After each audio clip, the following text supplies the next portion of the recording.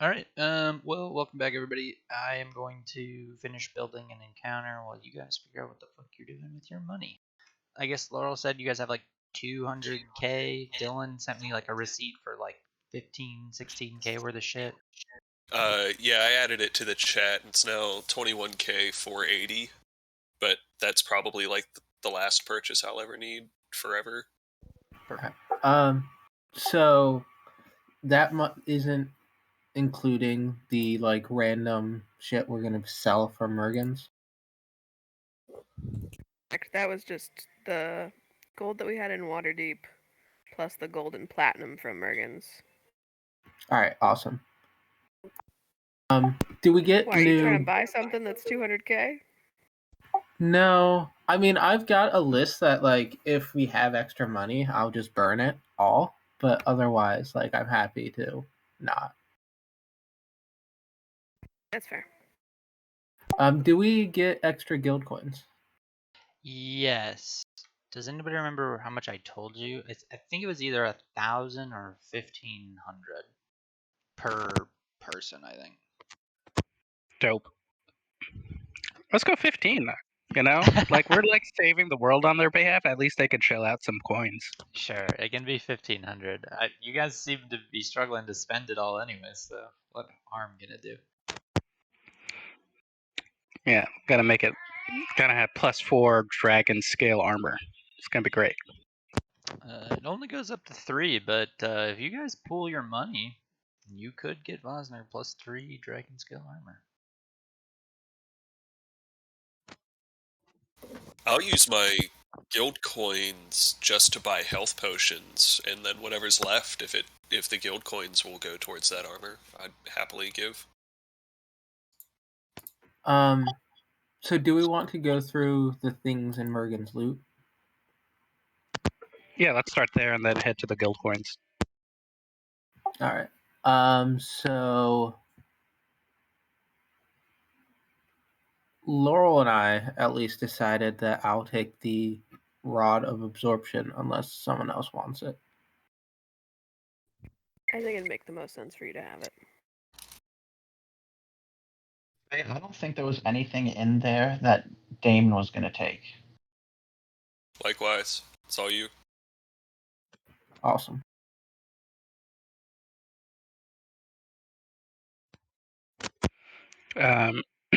And then there's the was it Circlet of the Dryad or something that Vosner would take.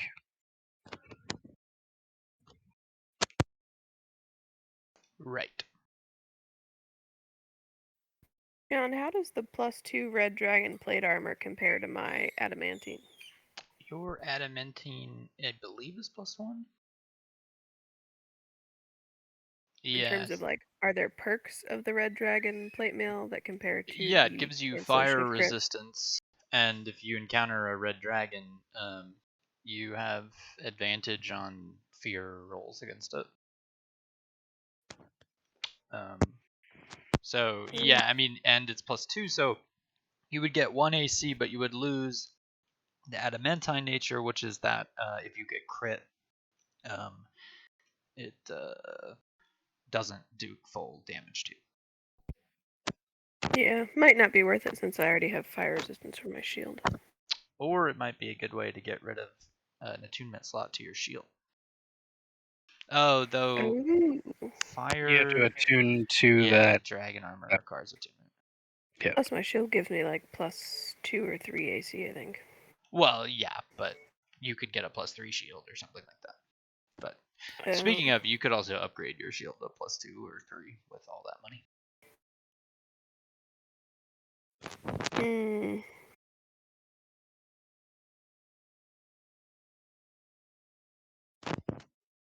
Do you have to attune to the red dragon plate armor? I think so. Yeah, Vosner was going to suggest adding it to his armor, at least the scales. But I don't know if you want the armor. Well, that's another story. There's 2 sets of, at least, of dragon armor. Everybody on Dragon Squad had a set. or at least had scales, red dragon scales built into their armor from when they slayed their first red dragon.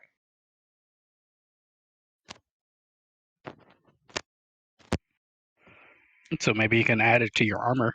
I don't know if that would stack like it's stacking on mine. It wouldn't if she added it to the adamantine plate. Sort of a different thing. What does the astral shard do? It's a sorcerer thing. Ooh.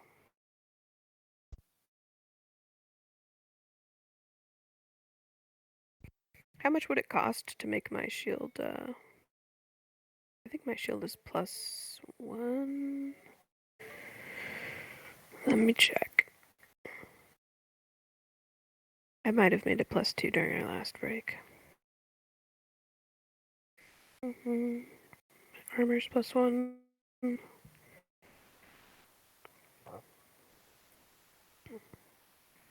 And my shield is +1. I might as well increase those. If we can afford it.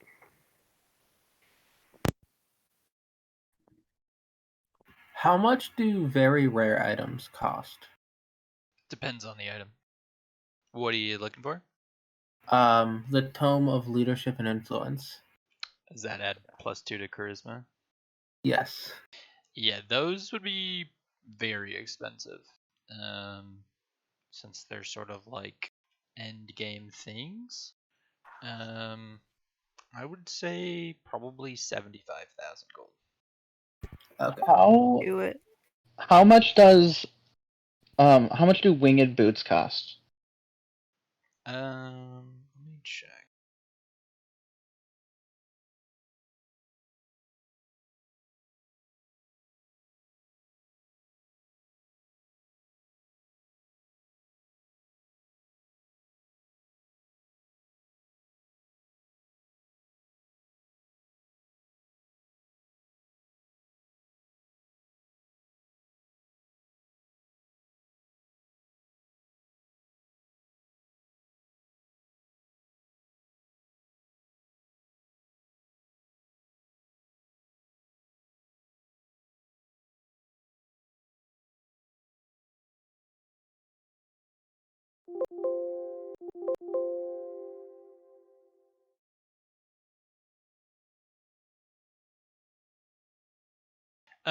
Winged boots probably would cost like 10. It depends on where you're getting them from. If you're getting them from the guild as just like artificer made, could probably do it for 800 guild points. Otherwise, they'd probably be like 12,000 gold. Okay. And how much were potions of vitality?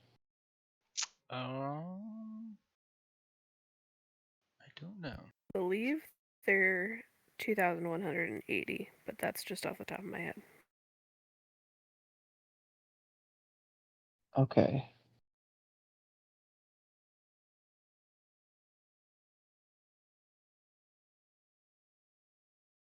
I think that was like the Silver Moon price. Let me look at our bank account.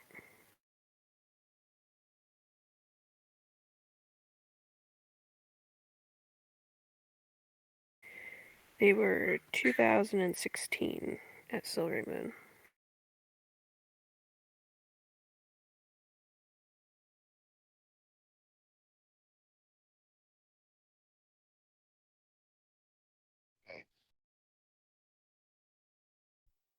It is truly wild to look back at our bank account stuff. The fact that Missile disassembled a platinum throne at a portal to the Nine Hells and then we sold it. Some weird That shit. was amazing. Just doing his job.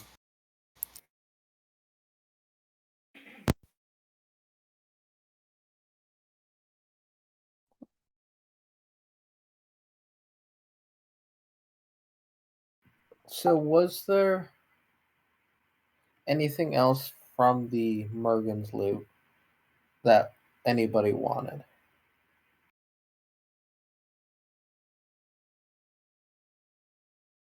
Nope.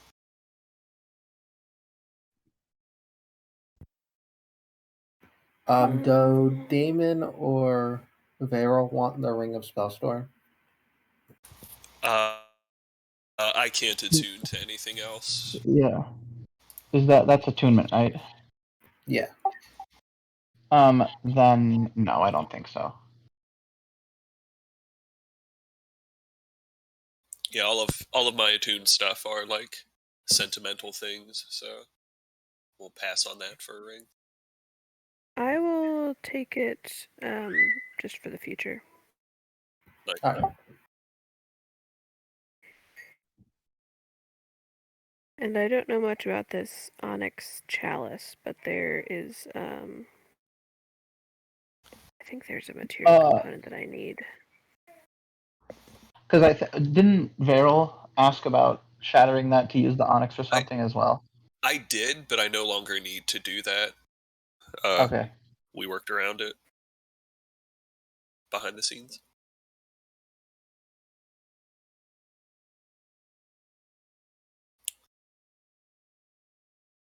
Varel's here just to save the world, man. The loot's the squad's. Oh, I need a gem-encrusted bowl worth at least 1,000 GP. Which the spell consumes. Jesus Christ. So I need a couple of them, maybe? I have one. You have a gem-encrusted bowl worth 1,000 gold. Yeah, we bought it when we were in Waterdeep, I think. Waterdeep Yeah, because for the Heroes Feast. Oh, that's what I was looking at it for, but it says it consumes it each time. It does. He just hasn't used it yet. I haven't used it yet, but having a couple would be nice.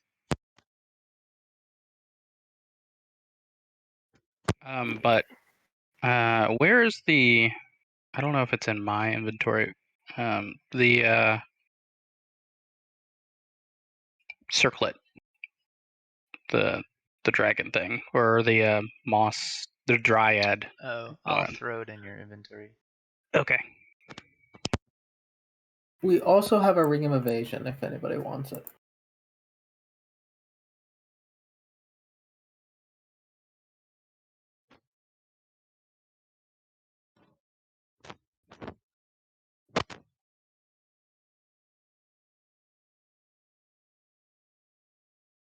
What does the Ring of Evasion do again? It adds to your dex?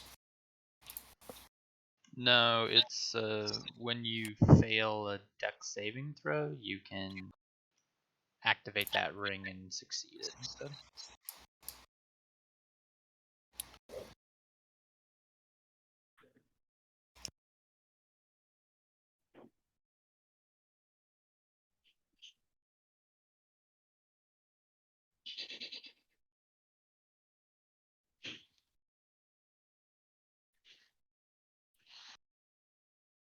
So, if you're getting fireballs thrown at you a lot, you can pop that and succeed on your saving throw. And if you're like a rogue that automatically takes 0 damage when you succeed on a saving throw, then that ring is just like, you don't take damage to fireballs. Which is pretty neat. Fun fact, you guys don't use many dex saving throws when you attack ancient black dragons. Sad face.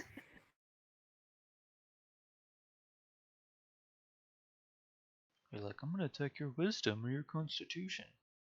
Dumb. Dumb, and I hate it. Perfect. So if we sell everything else from Mergen's loot, how much money would that? More money would we have? Like, I don't know the cost of everything else down the line. Do we talk about giving some of it back to the guild? Like the stuff that belonged to Dragon Squad? Yeah, I think so.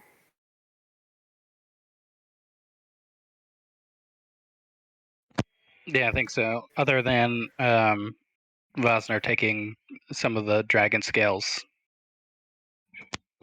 Mm-hmm.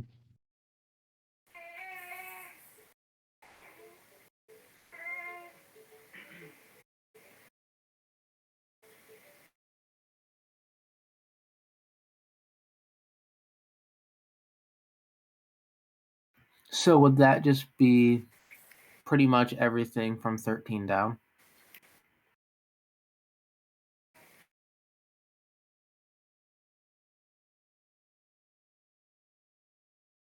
I think so. I don't know for sure about the astral shard.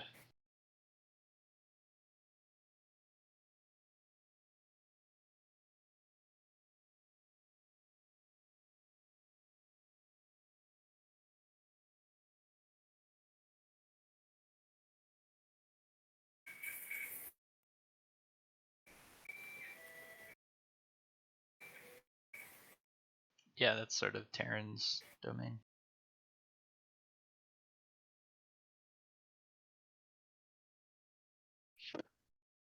I'm pretty sure that Damon just needs like 200 guild coins and then like 20,000 gold if that's available.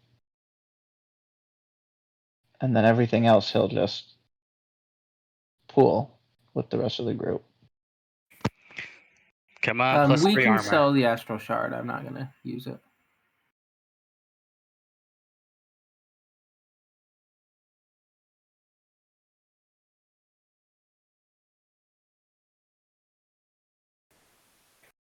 I'll be right back. So if we get 1,500 guild coins each, it sounds like between me and Vero, we have 2,500 to offer Vosner. Aye. how many does Vosner need? I don't know how much it would cost to have plus 3 armor. So, in guild coins. Because my plan for guild coins is like, if we have something we have in like the pot, I'll contribute. But if not, I'm just gonna buy 1,000,000 potions and scrolls. Yep. Yeah, Vosner will probably do the same Yeah. if he has any left over, but I'm gonna just pull it. for flavor. I guess I might need a handful of coins for like a bandolier to put all my potions on. But other than that, I dig it. trying to get these potions of speed so I don't have to concentrate on haste. Smart.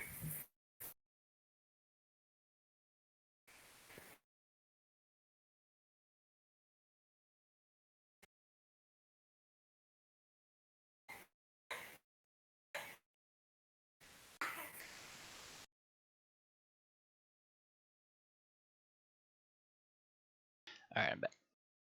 You guys figure it all out? How much am I going to need to like offer the gold dragon? That's, I guess, up to you. But I don't know. What were you thinking? I don't know, like based off of like Terran's understanding of dragons, I wasn't quite sure what a ballpark would be, but I was thinking like, I don't know, like 10,000 gold or something.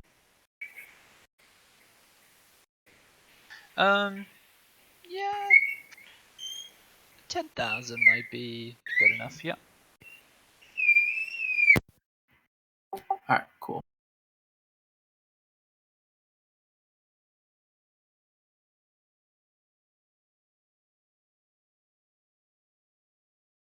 So I'll need 10,000 at least.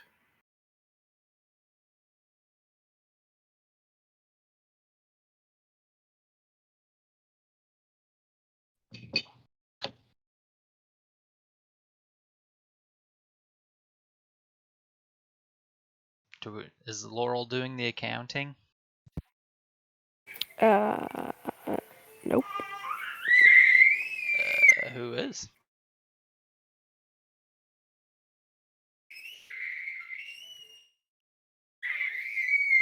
Twitch. I can do it.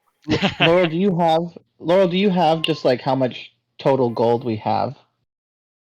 I do. It was. Hang on. Hang on.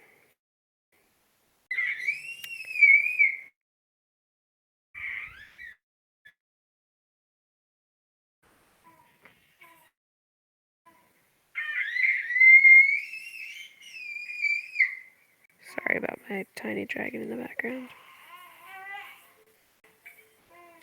If only we were back in Chult, it'd be good ambiance. Hey man, we were all there once. What are they doing at the guild?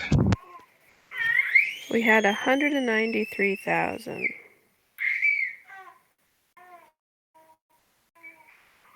Okay.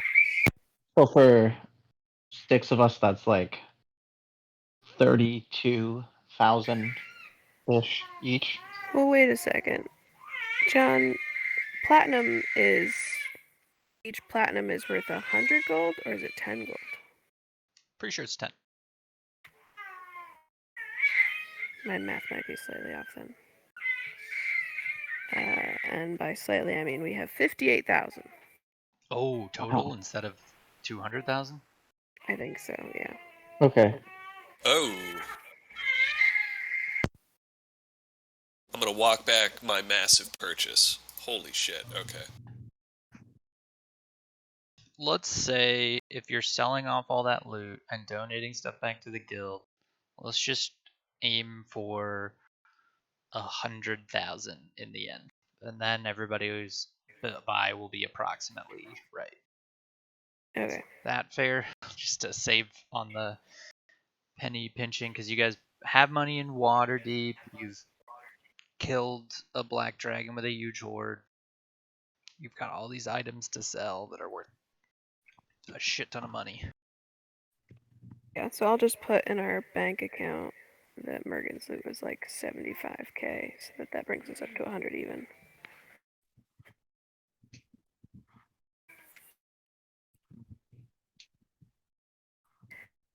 My bad, fam. No, you're good.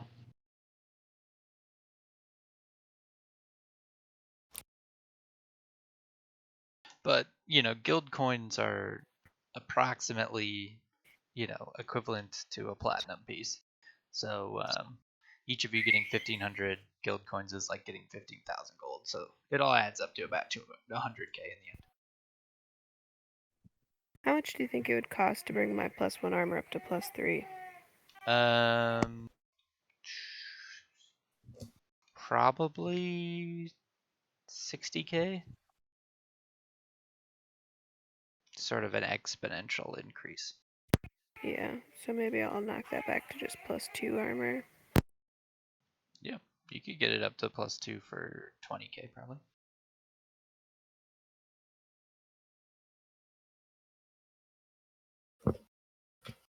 That's probably worth it.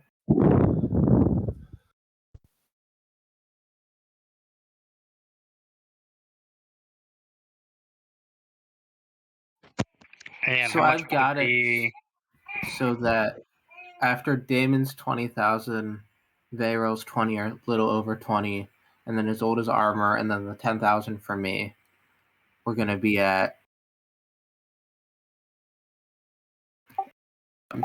2,000 or 28,000 left.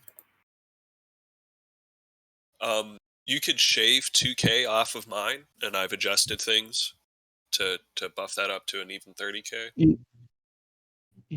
If it helps, you can also shave 3k off of mine, and I will take 1,000 gold for ink and just 1 potion of vitality.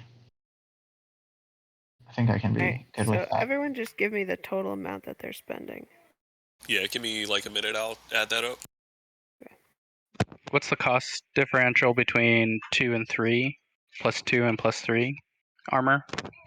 +2 armor would be 20,000 gold. +3 armor would be well, it depends, right? So if you're taking armor that's already magical, like adamantine armor, and enhancing it, that's going to cost more money. If you're just buying straight up +2 plate, that would be a little cheaper.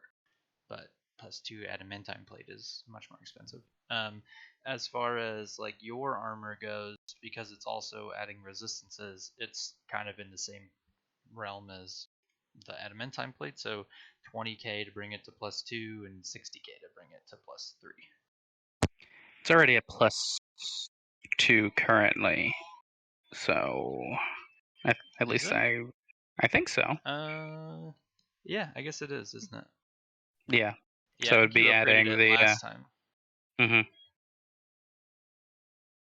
So it'd be 60K?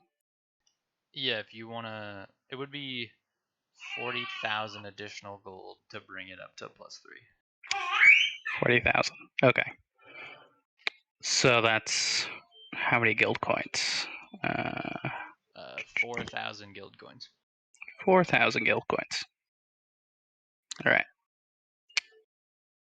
So taking donations. John, can you give me an estimate on the Amulet of Health and the Staff of Healing? Sure. Because I think they're both very rare, so I might just have to pick one or the other. Vero said Amulet of he'll Health give you is- 1,200 Bosner, I think. Yeah, 1,200. and Damon 1,300 as well, so you have 2,500 out of us. Guild coin.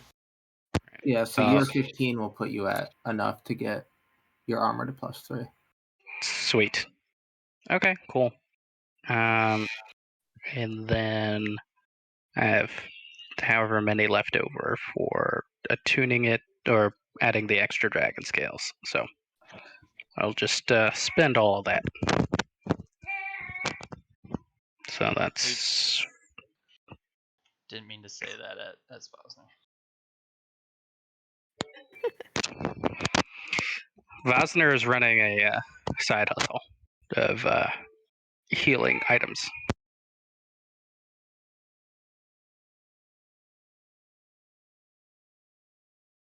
So is the 55,000 after the amulet and staff? No, she hasn't added that yet. Calculations on my own end. Because the stuff that I was looking at now is racking up to like 35K essentially.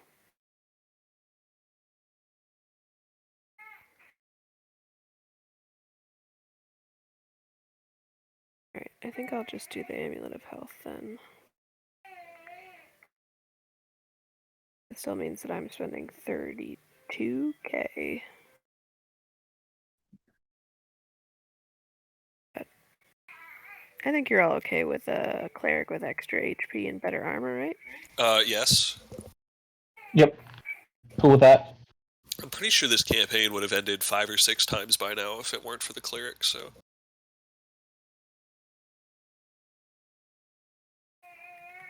I mean, we should have ended that campaign in the sewer when Isolde got a nat 20 on her death save and came back and saved 3 people in one turn. Amazing. Where are the guild prices again? You're under the little journal notes and then under information. Got it. Which, by the way, there aren't prices for spell scrolls of like level 7. Because when this was created, I assume that was not in anyone's mind. Oh, also the like creation of spells that level is like, first of all, it's crazy expensive. Second of all, like nobody just sells that shit because those spells like change the world. Gotcha. No wizard's like, for 20K, I'll just give anybody a firestorm. How's that gonna go wrong? That's fair. Is it still possible for me to get them though? I mean, I guess if there's a special case scenario, maybe, but Like the ending of the material plane? yeah, maybe. What do you know? This is what I was looking at.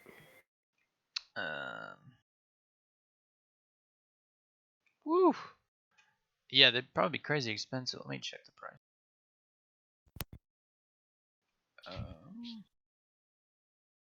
Consumable. Osner, were you going to spend any actual gold?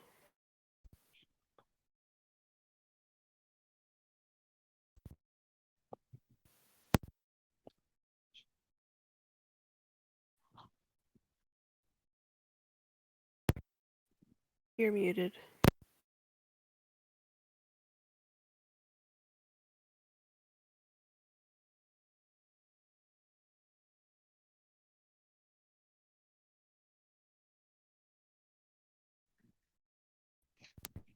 Okay, can you hear me now? Okay.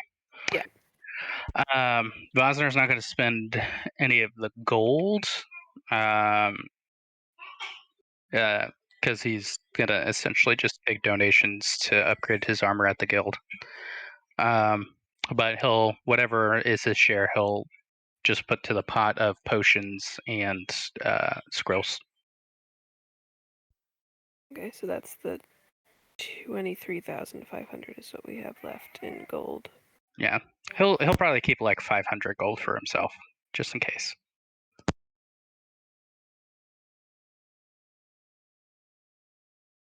We have 1,500 guild coins, John. Do you think I can just spend my whole lot on those spell scrolls and we'll call that fair? Yeah, potentially. Though, if Fosner's gonna get enough guild coins for his armor, he's gonna need 4,000. He only has 1,500, so just keep that in mind. We sorted that already. Vero and Damon were donating the rest. Oh, okay. Then yeah, that's looks fine to me.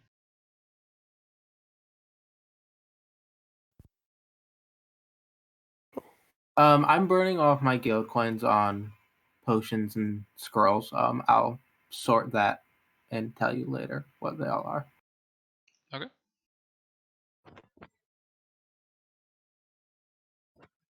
I'll be able to add those extra scales to the black and the red ones, John. Or is that extra? That would cost more if you wanted to make them. If you wanted to be, I don't think you could. Yeah, I don't think you could like. So you've got the dragon armor of the dragon squad people. I don't think you could use. I think you'd need a fresh dragon. Like you need to kill a red dragon to incorporate those scales. okay. You did just kill a black dragon, so potentially you could incorporate those scales. But then that's also another cost to the armor. Gotcha. And 500 guild coins probably won't do it. All right. Probably not. Not if you're also taking it to +3. These things are all sort of multiplicative on each other. Right. Let's see.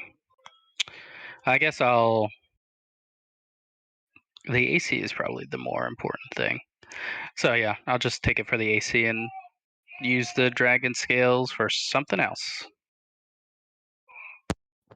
Cool.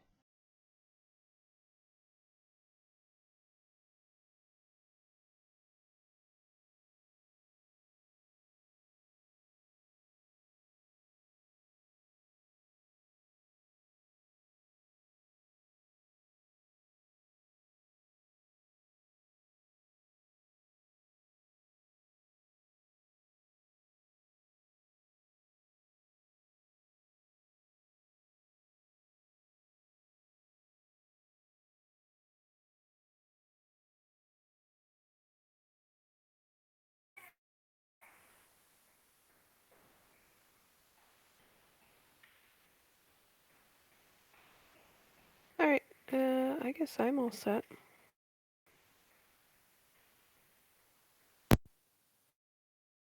Cool. Likewise.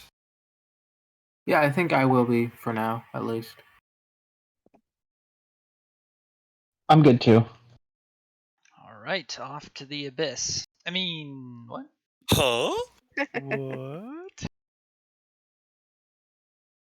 I know we were joking about wanting a javelin of lightning in the last couple sessions. Do we actually want one?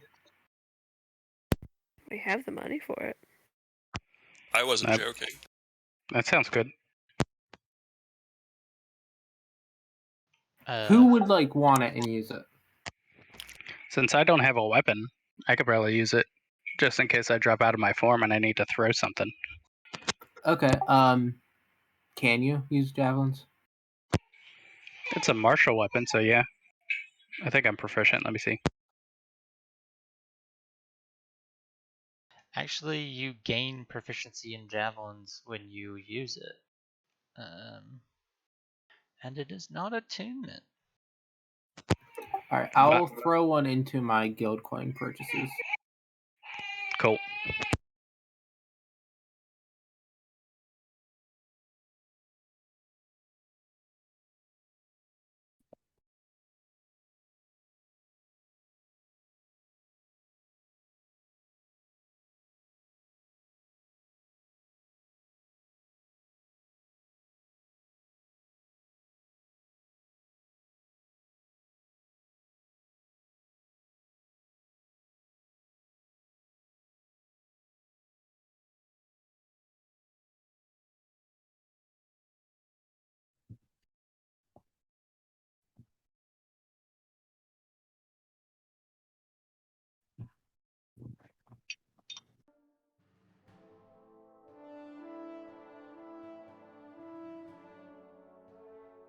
Okay. So do we have all the accounting business done then?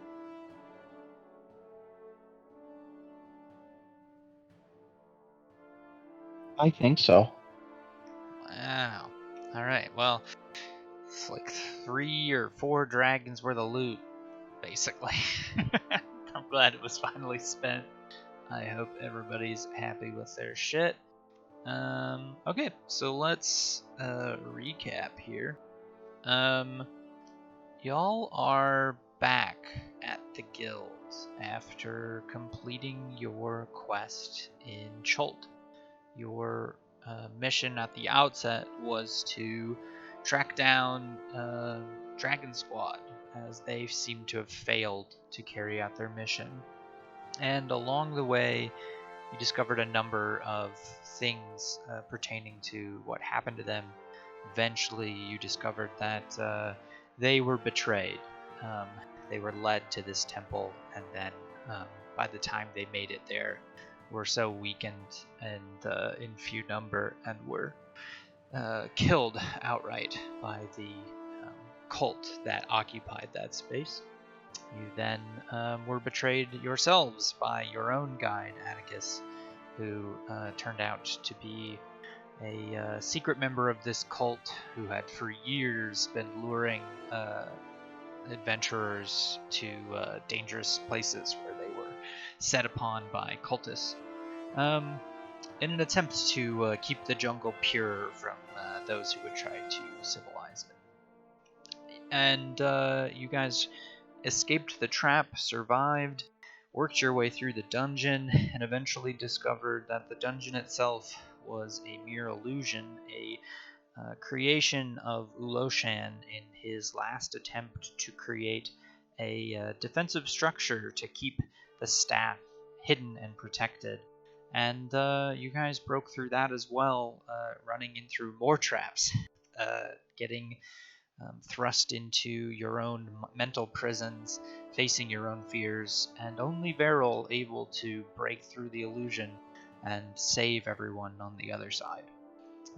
Then you guys met Uloshan's simulacrum, a basically immortal being composed of the abilities and memories of Uloshan from a time when he was first created, or at least the simulacrum was first created, and tasked with defending the staff until his ultimate demise.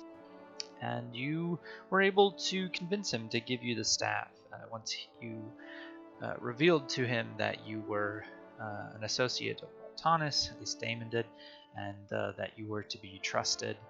He relinquished the staff, which brought down the entire illusion that had been propped up by the staff for 1,000+ years, and sent a dragon sort of falling down, tumbling down into the darkness, where he landed, horde and all, on a big rock.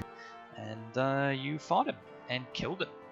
It was a pretty tough battle, but you guys were able to hold it together with the help of Uloshan, who aided it with a few powerful spells before dying, crushed under the weight of the ancient dragon as it fell. In his dying breath, he mentioned to Damon that the woman he had mentioned, the love interest of Moltanis, her name was Lady Polaris. And then you guys went upstairs, opened the portal to the guild, and stepped back into familiar turf. Except for, once again, things seem to have developed very quickly here in your absence. Technology and trade and the hustle and bustle of the city is at a fever pitch, and you find yourself sort of a little bit alien in what used to be a very familiar, sort of small, sleepy port city, is now a industrial trade hub like the world has never quite seen before, growing very quickly in all directions, upwards and outwards. Now you guys find yourselves back at the guild. Marin asked, you guys talked to Marin for a little bit, asked him sort of for answers what is at the bottom of the guild, and he spoke in somewhat cryptic words, but seemed to express to you a genuine lack of complete knowledge about exactly what's going on. Other than that, there's a power at the bottom of the guild that you must all get to before somebody else does. Any questions about that? Yeah, what is this power at the bottom of the guild? So there's these things called. Wait a second.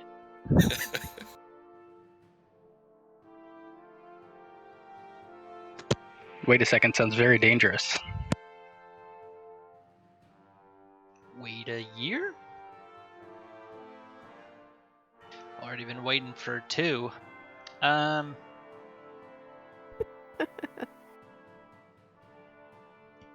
Any other questions? So you guys have put out your shopping requests, and then I guess it's sort of, let's say it's late evening. You guys sort of tally up your gold. I'm imagining there's just treasure chests stacked on top of each other in this room as you're sort of dipping it up into piles and meeting with like little squires who come in and will like take your receipt orders for various upgrades on armors, etc. and so forth. Yeah, Vosner will do his order, which is pretty minimal, and then he'll go and wait until everyone is ready to meet back up with Marin, and he's just gonna meditate underneath in the druid room, see if he can just connect with the things that have been connecting with him.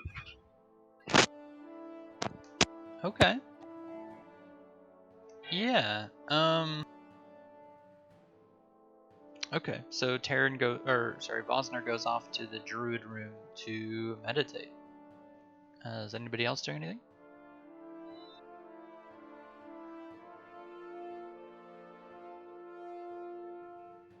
I think Vagral's mostly interested in having a rest. Yeah, Izzy would probably go up to the Hall of Gods and contemplate some things. Maybe speak to Chandri if she's up there. Yeah, you go up there and find Chandri doing her normal tending to keeping the statues clean. She could have, basically servants clean these statues, but she seems to enjoy the exercise in honoring the gods. And she waves to you.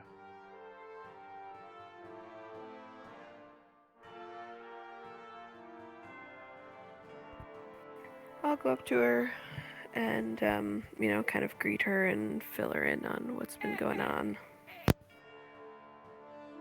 She looks surprised at a few of the things you tell her about slaying ancient white dragons and fighting evil wizards of Thay, and she's very impressed. In fact, you can see that she's sort of got a feeling of pride, like she helped create you.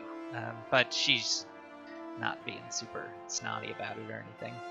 Is there anything in particular you wanted to talk to her about?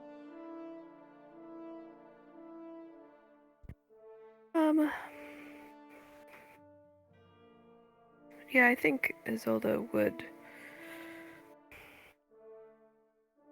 probably ask her if she's had any conversations with a Monitor, or if she knows about anything that's coming. Roll an insight check for me.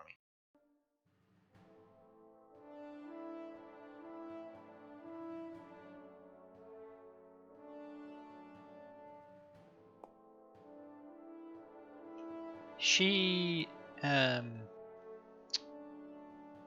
you can tell on her face that she knows why you're asking that, and she says, yes, well,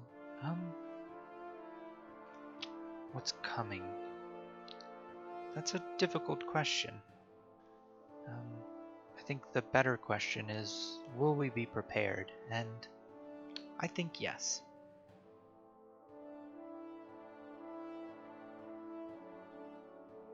I certainly hope that you are right.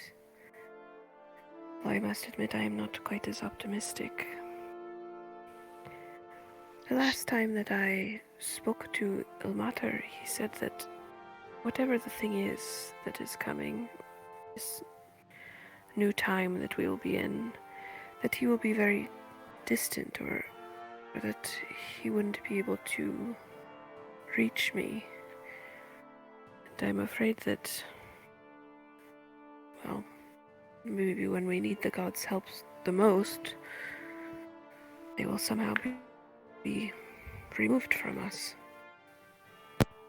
She looks sort of sympathetic and concerned. She says, Solda, have faith. The gods, if they are absent for any reason, I'm sure they have good reason. They would, they have their own things to deal with. I'm sure if Ilmater is at a distance, it's because he's doing something very important. And as for us, we should just trust that whatever the gods have planned, it will work out. I suppose you are right. I have to remember that. Faith seems like something that I had when I was younger, more so than now, strangely. You are one of the most powerful clerics of Ilmater on Faerun. And that power comes from faith. I would be surprised to hear that you consider yourself at a lack. Well, not that it is gone, just that it is different when you feel like somehow the will of the gods is something that you have to help bring into existence. You know, there's a sort of very blind faith when you are younger that things will work out, and now it seems to be that faith is a much more active thing. Well, the gods cannot make the world better themselves. They must use us. That is why we're here. Don't think of it as their absence, but their presence in you. I think that is a good way to look at it. Thank you for your wisdom as always. Happy to help. And she'll kind of like do a little bow and go spend some time meditating with the Ilmater shrine.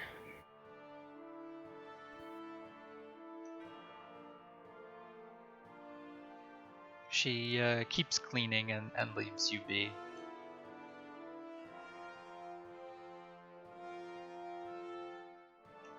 Is that all you wanted for going to the Hall of Gods? Yeah, I think she just is in an uncertain place.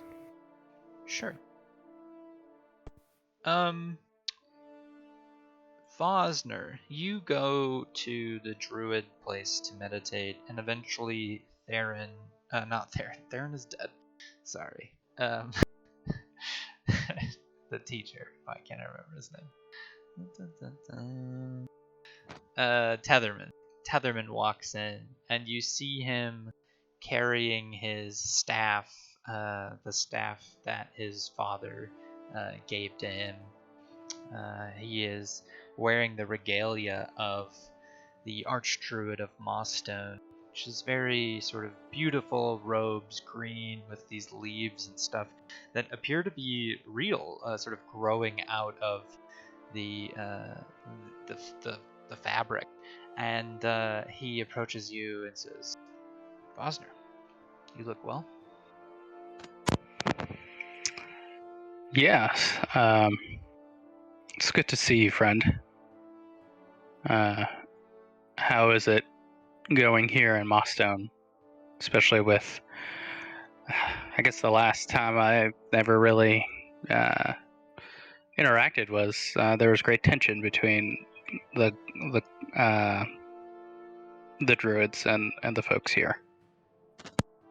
Yes, well, with Miliardo in charge, or sorry, Duke Levendorp, things have been better. He allows for the druids their place and recognizes their essential role in keeping this city alive and fed. Our druids are at work making the crops flourish in the neighboring areas, and Miliardo is grateful for that. He leaves us to our place in the Wheel Death, and we give him plots of land to harvest for lumber when it is appropriate. It's a fairly healthy relationship.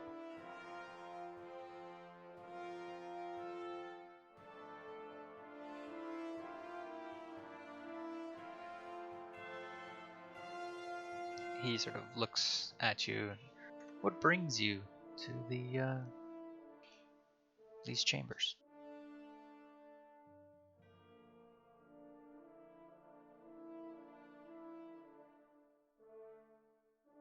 Are you muted, Kurt?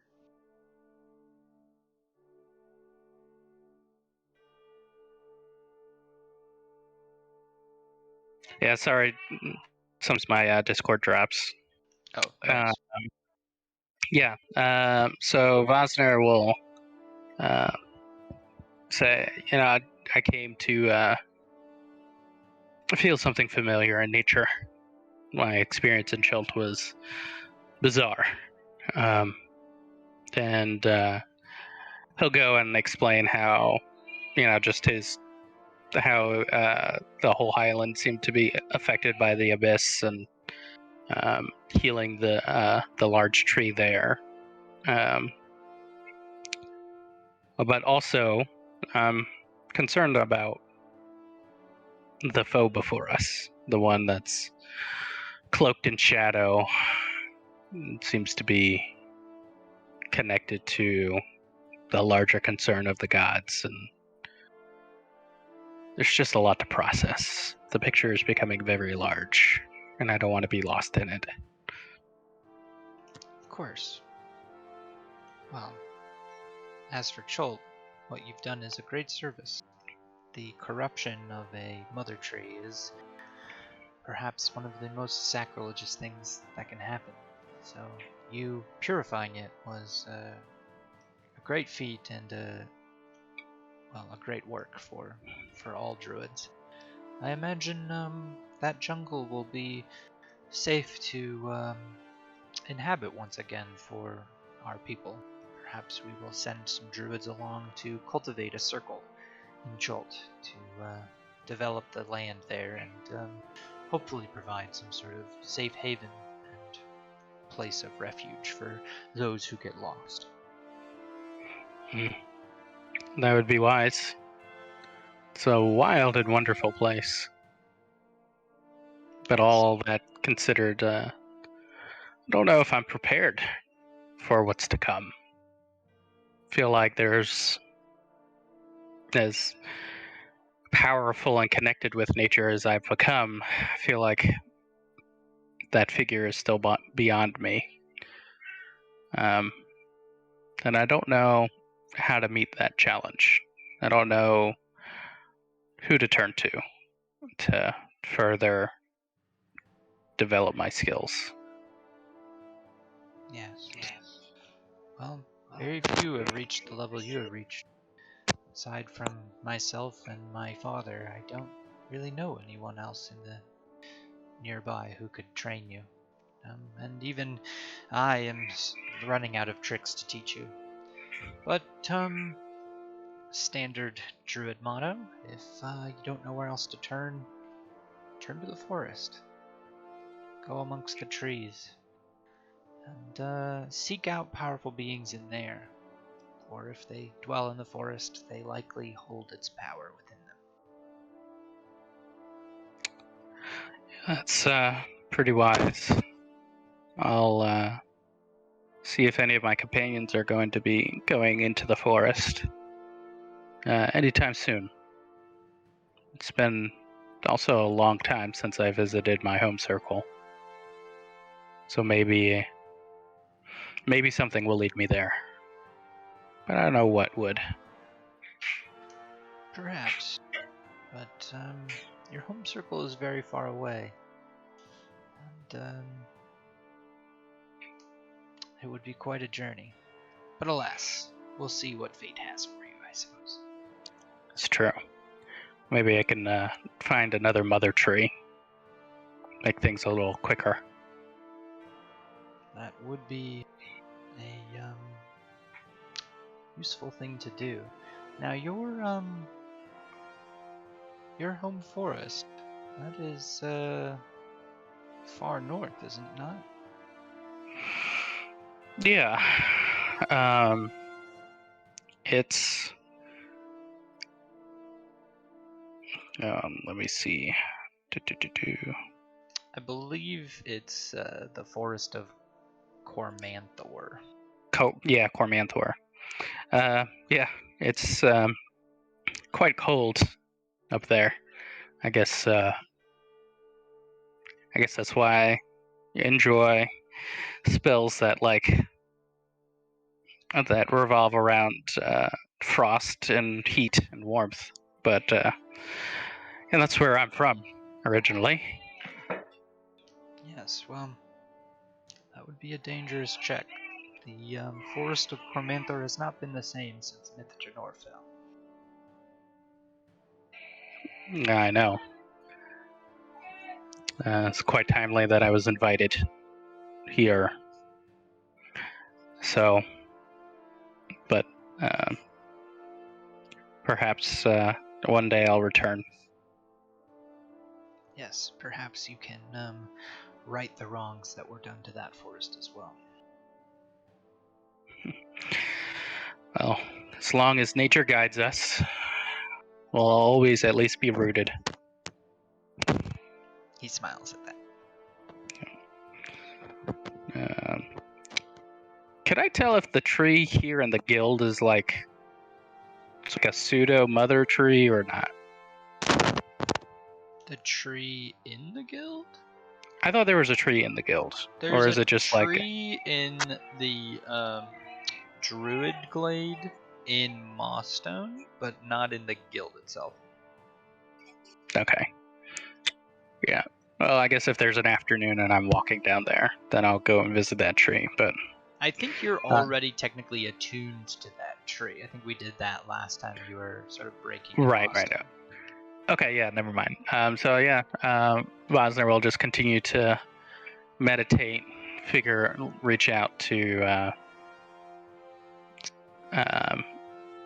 either saloon, and if that doesn't work, nature itself, to see if where the next adventure will lead until we bring this to an end. Sure. Okay. Yeah, you spend your evening meditating. Back at the barracks, what is Damon doing?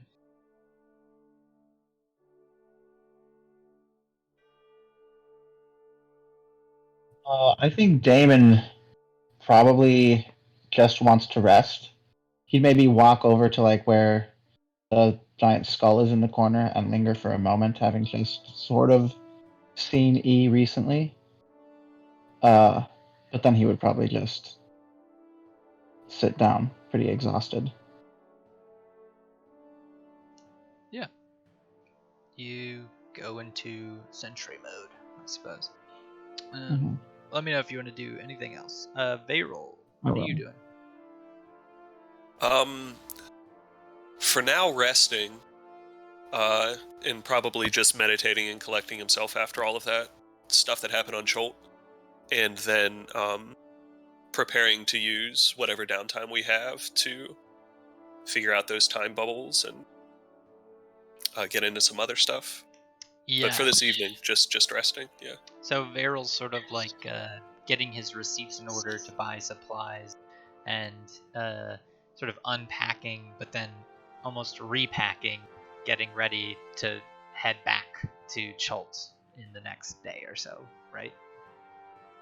If that's where the research needs to be done, yeah. I was also wondering if Waterdeep would be necessary for the library, but no, Oh. going back to the place would be better. Sure, I'd interpret that as you going and like testing on the bubbles or something like that. That's Yeah, fine too. That Whatever could you be want to more do. exciting. Let's go back. Yeah. Okay. Yeah, so Varel unpacks, but then was already repacked for tomorrow and is just resting and preparing spells. Does he unpack again and repack again? That would be crazy. Only once, and with not so much ritual as you might be familiar with. Yeah. And what does Terran do? Taryn will kind of get his stuff in order. Then he'd probably like track down Evander, like just to kind of like bullshit and pass the time, like hang out, not to like figure things out or anything. Yeah. All right. So you find Evander up in the main hall, sort of on the second floor. You hear him from the first floor, and you walk up the steps as he's giving a lengthy instruction to a group of new adventurers. There's probably a dozen sorcerers, and they're all very young looking. Maybe they're like here on a field trip from the Mostone Academy for Magic, but it is a big group of people, and he is telling them, basically the history of Scorching Ray, and they're testing it out. But they're very much not listening to him as he goes on a very long historical account of the invention of the spell and the various like attempted names at it and like modifications of it that nobody uses anymore because they're not as good. And so all these kids are just shooting scorching rays at the big ball of energy in the center of the guild, sort of ignoring him as he talks. And you come up the stairs and he turns and he's glowing. He says, Taryn, it's so good to see you. Hey, yeah, you too. How's the revitalized guild? Oh, it's great. We've just got all sorts of new students. I'm up to my ears in, texts and stuff I'm reading, constantly researching to teach them everything they need to know about the history, all the spells they love. That's great. I'll like say something like vaguely affirmative to the students about how they need to pay attention to him. They all sort of turn to you as you talk because they didn't see you at first, and they see you dotted with all of these different colored scales, and they all kind of crowd around you, and they're all like quietly whispering to each other stuff about you. Yeah, and like the wings are like out too. Like, and Evander, seeing your wings popped out, sort of shocked, kind of claps. He says, "Wow, you really have come into your own." yeah, just they just kind of forced their way out on a battlefield one day. You hear that, kids? If you try hard enough, and if you fight hard enough monsters, you too could have wings someday. And they all look excited. I kind of like flex them and spread them. He says, "Except for you, you're a divine soul sorcerer. You're not going to get that." And that kid looks kind of sad. He sort of like pouts a little bit, but his eyes are glowing bright white.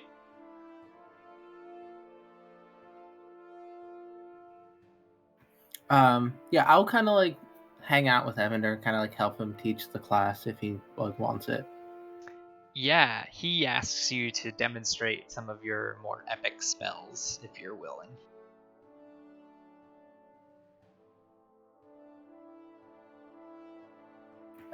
Yeah, sure. Like, are there like multiple sources out to like cast at? The main thing is that you guys normally just shoot at the giant Mythalar in the center of the guild, since it seems to just absorb energy. Okay. Yeah, I'll chain lightning the students. No. I'll do a chain lightning, but turn it into ice and have it like hit the Mythlar, bounce off, like and hit like 4 times. Cool. Yeah. You have it like hit the Mythalar and then a pillar and then the Mythalar again and another pillar. And so there's this big electricity pattern of cold. And Evander is just like, all the kids scream in excitement, and Evander just looks at you like he's never even seen a spell like that. And so he's like, oh, how did you change the element of it? Chain lightning normally has these properties. And he starts kind of like talking your ear off about how it works. Awesome. Yeah, and I'll just like kind of play along for a while. Then like after the class is over, I'll like tell him that like I'm hoping to find like a gold dragon to learn from, and ask him if he like knows where I should look. So, oh yeah, there's a gold dragon in the Wildath. It's he's like thinking in his head for the name. It's like yeah, Gonthakar, something like that. Garlockantha. It's an adult gold dragon. Friendly, very kind. Comes to Mostone once every 4-ish years or so and kind of just checks up on us. What was the name? It is Garlocantha? You decide. Alright, got it. Yeah, so that was all I want to do. Like, we'll probably like spend the rest of the afternoon or evening or whatever just kind of hanging out, kicking it with Evander. Yeah. So, yeah, eventually all the kids go home, and he just chats your ear off, asks you about all your adventures. He writes down some of the stuff, because he's clearly writing books. And, yeah, very interested in all that. We've done... That's everybody, I guess. And so, does everybody just eventually go back to sleep, or does anybody want to do another thing?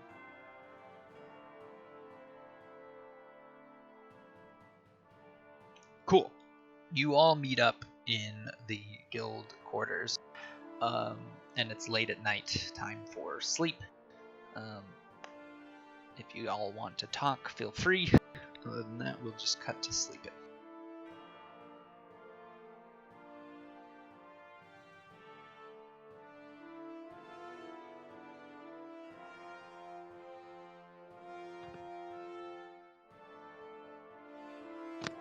Okay.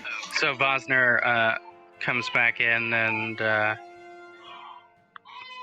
sits over to Taryn and asks what he discovered today, if anything interesting, while back at home. I'll tell him what Evander said about Garlockantha and say that I'm planning on tracking him down.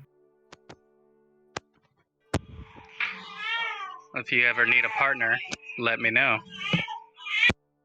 Yeah, sounds good. And while Vosner's here, Taryn will like reach into like his shopping bags from the guild and hand him the Javelin of Lightning. Oh, this is pretty intense weapon. Yeah, I thought you might need it for when you've burned through your wild shapes. Yeah, it's probably a good idea.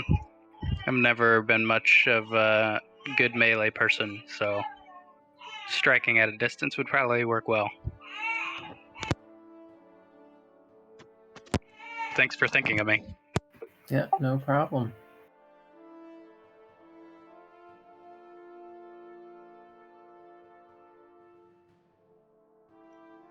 Okay. You all go to bed. Damon is just in sentry mode, I suppose, just preparing himself. Yes. And then like, we'll, when he finishes that, kind of just get lost in his own thoughts about everything he's kind of learned about himself over the last what, like 24 hours, I guess. Yeah, it's been a pretty intense 24 hours for Dave. Yeah. He's So he's mostly keeping to himself. he's doing logic puzzles in his head. Yeah. And trying to figure out like how do I am I like certain that I remember things being this way, and have been told from multiple sources now that that is just not the case. Yeah, is there anything you want to like investigate in your own mind to like see if you can kind of crack it? I suppose like I would just be really trying to like of anything. I'd just be like really trying to see like, do I have any memories of this Lady Polaris person? Like, Yeah. can I access anything about someone other than Multanus Yeah, being a sort of mortal master? roll a history check for me. You remember the name Polaris as being the author of a book on the plains that you read in the study in Aleutian's really real place. You also have this recollection of this one fleeting moment in your mind when you were falling towards your death after being dropped by a rock. And in that moment, you remember seeing a smiling woman with dark, flowing hair, sort of looking down on you as though you were small, like the size of a child. And then it's kind of gone. It's just this sort of fragmented memory, almost like a corrupted file that was supposed to be deleted and never was. As that occurs, like Damon kind of like starts and is like about ready to like rush off and find Marin, and then realize like it's the middle of the night. This can wait until morning. It's waited 1,500 years. It can wait a few more hours. Okay. You sit in patience in your spot in the guild. I guess I've never asked. Do our quarters have like any windows? Can we see any of the outside world from them? No, they don't have windows. They're basically magical in that they're like sort of quasi interdimensional spaces cut into the stone such that they can change in size as per needed. And like there's a fireplace in here, but the smoke is being channeled out also through a dimension. Which is why you also have drawer or chests that are dimensional pockets, such that you can sort of store things in them and they're safe. If I were to just like sort of get up and idly wander around the guild right now, would I still get a long rest at the end of the or in the morning? Oh yeah, we'll just say you're doing Okay. everything light. You just sort of. Yep. Then yeah, I might like just stand up and walk out of the room and just kind of pace around waiting for the sun to rise. Sure. As you are you going up to like the top layer, or are you just hanging out like on the bare? Yeah, towards like where the big like mythalar that Marin has constructed or like set up, like kind of thinking like that will be the sort of locus of my journey, but ultimately I'm just like waiting for it to be morning, and or if I just happen to see Marin wandering around. Yeah. In the middle of the night, you walk up the stairs and you find standing below the mythalar is Marin, looking up at it, and you catch for a moment as he holds up a hand and says something from his spellbook and hurls magic energy into the mythalar, and then slaps the book shut and turns his attention to you. Damon. Master Marin, I've never seen the Mythalar, or much of the guild, at this time of night. It is May truly I- stunning. Yes. Do you mind if I ask, what was that you just did? A simple spell. Energy I had saved up from a long day of, well, work. And, it is sort of a ritual of mine to come up here and, burn any reserves I have, casting into the Mythalar. Damon's going to sort of think about this for a moment, and then ask, how much of the Mythalar's energy has come from you?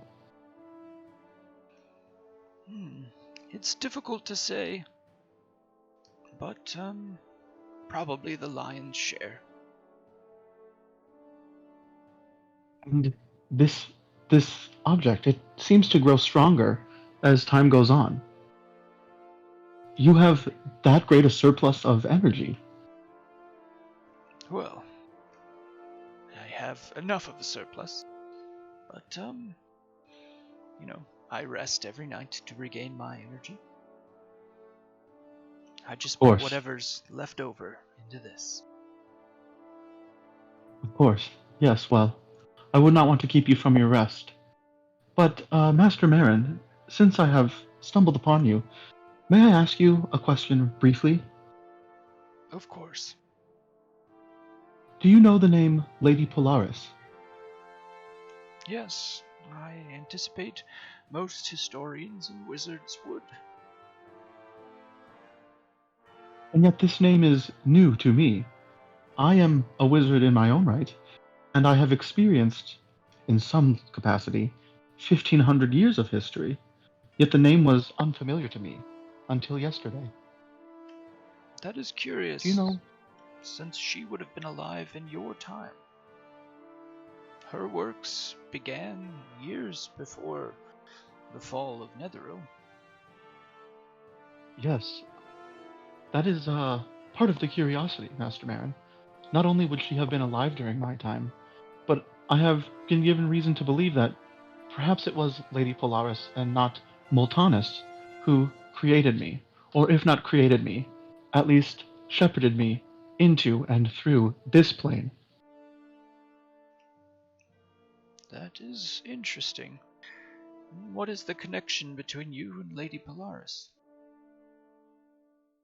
I am not sure. It sounds as though I was given to her as a gift from the deity Primus. Yes, but what would put you into the hands of Multanus then? Again, the information I have is limited, but there was some connection between Lady Polaris and Multanus. It was a romantic one, if the source I have is correct, and I have reason to believe that he may have been, having been a simulacrum of another wizard alive during Multanus's time. Well, if it was a friend of Multanus, then I would believe it to be true. A simulacrum has no reason to lie. That is my thought process as well. Master Marin, what do you know of Primus? He is a god of order, but also a god of neutrality. He does not weigh in unless things get out of control. But even then, he does not seem to favor one side or the other, craving balance above all else. Yes, I understand that this entity reigns supreme on the plane of Mechanus, that everything there is perfectly ordered. Why would he, or why would they, be interested in intervening in any other plane if they have a plane of perfect order themselves? Yes. This is a question that, very few people know the answer to. And I only know a hypothesis, but the theory goes that all of the planes are dependent on one another. Without the neutral plane of Mechanus, certain things of our own nature would be out of order, as though all of the planes are reflections of various aspects of the material plane. Our connection to them is what allows us to have those things. And without that connection, well, chaos.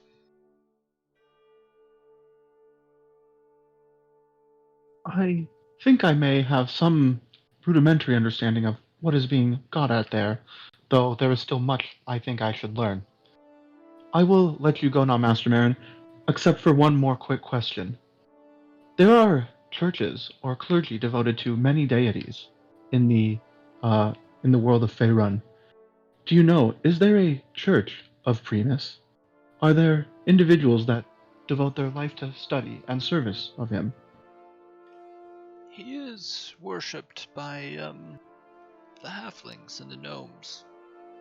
They are well, they turn to him for their use of tinkering, and you might find one of the more prominent churches in the city of Lurien, which we now have a convenient portal to if you wish to visit.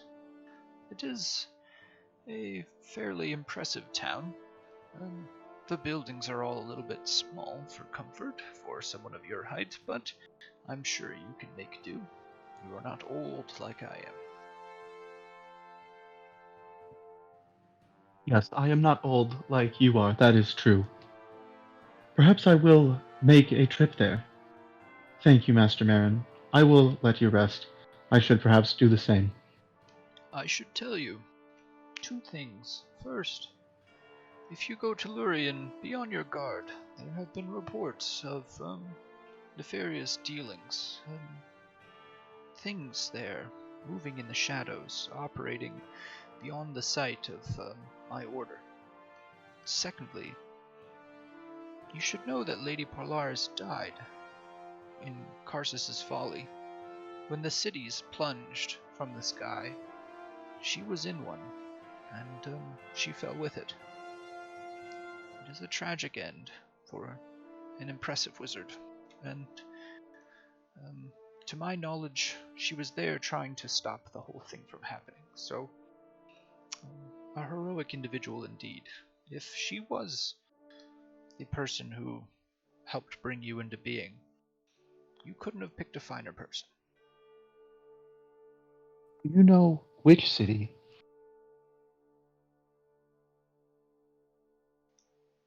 He thinks for a second. Hmm.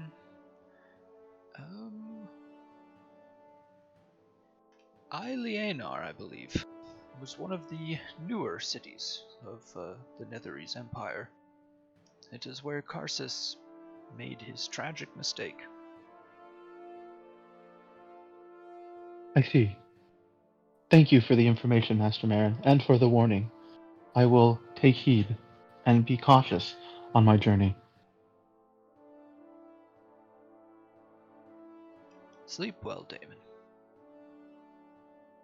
You as well, Master Marin. Good night. And then I will make my way back to quarters and re-enter sentry mode. Cool. You find the group sort of peacefully asleep at this point. Beryl, I guess, is meditating in the corner. Yeah, it's probably what would be the case. Okay. And Beryl only needs 4 hours of sleep, so is he gonna like just get up in the morning and leave, or is he gonna say something? He'd probably like wait for the rest of the squad to wake up too, and not just like dip out in the dark. Want to explain himself. Sure. Okay. So then we cut to Bosner, who is asleep. Snoozing.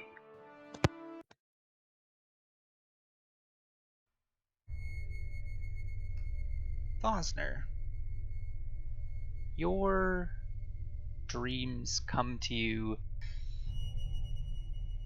frantically. You find yourself once again in your familiar bed, being thrust into the future, the past, the side, left and right, places you've never seen, places you've never been, sort of flying around, not really able to control which direction you turn. And once again, a familiar voice comes to you. A figure appears and says, "Once again, I am here to tell you where you must go."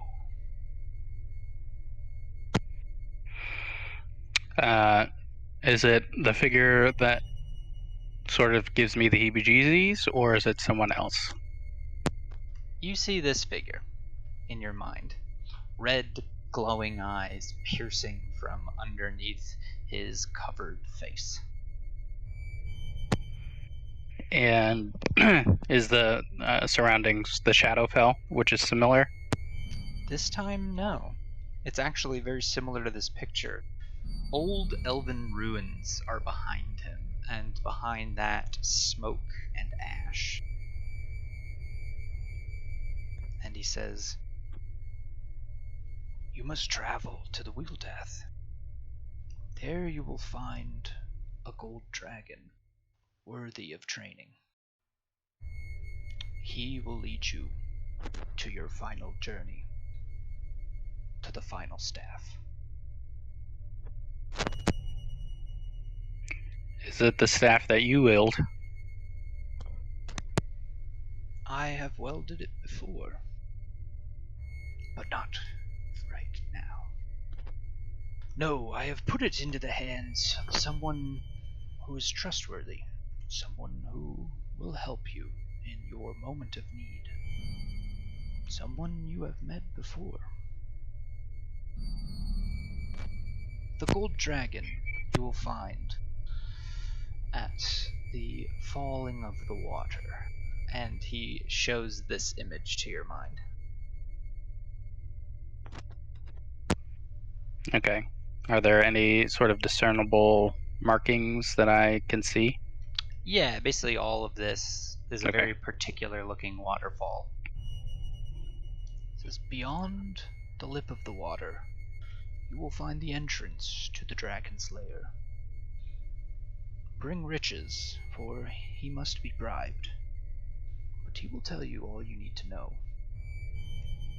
A gold dragon harbors the truth." What is it that do you want from me? Are you on the side of the plains? Or is there something else you're after? I am on my side, but you are on my side as well, whether you know it or not. In the war to come, there are very few sides, Vosner.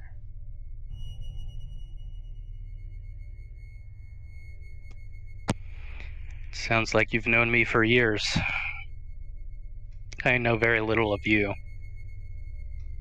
You Is will there come. something that I can remember you by?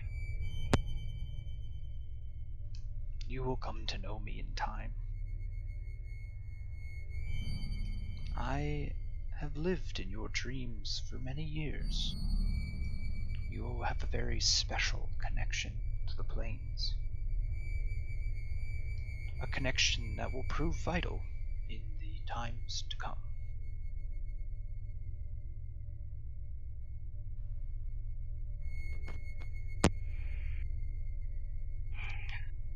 I value balance amongst the planes. Each has its place, holding each other in tension. I'll Yes. do whatever it takes to make sure that balance stays. And I'm not sure what it is you speak of that is coming. But whatever the threat, I seek to meet it and overcome it. I just hope that whoever you are,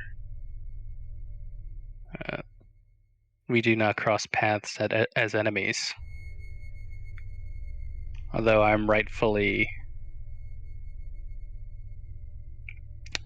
leery of the way we meet with one another.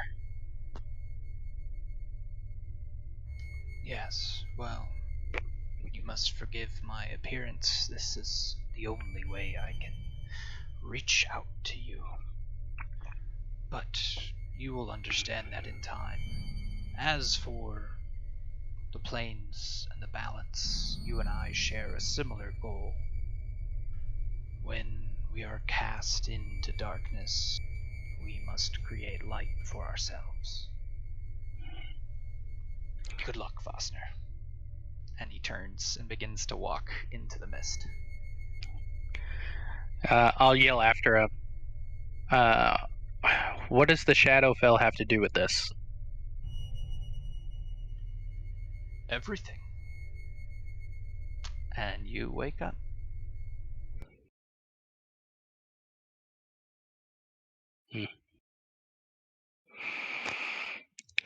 Cool. I'll look around and see if everything is the same. Yep, Varel is like wide awake next to you, sitting patiently waiting for all of you to wake up. Oh, you all can get a long rest in and clear out all those exhaustion points and shit too, by the way. Would I Hooray! have seen Vosner tossing and turning? You saw him toss and turn initially, but the last bit here before he woke up, he seemed at peace, as though he was finally in control of his dreams. Nice.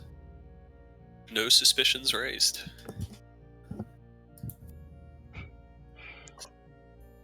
Dope. So Vosner will look around and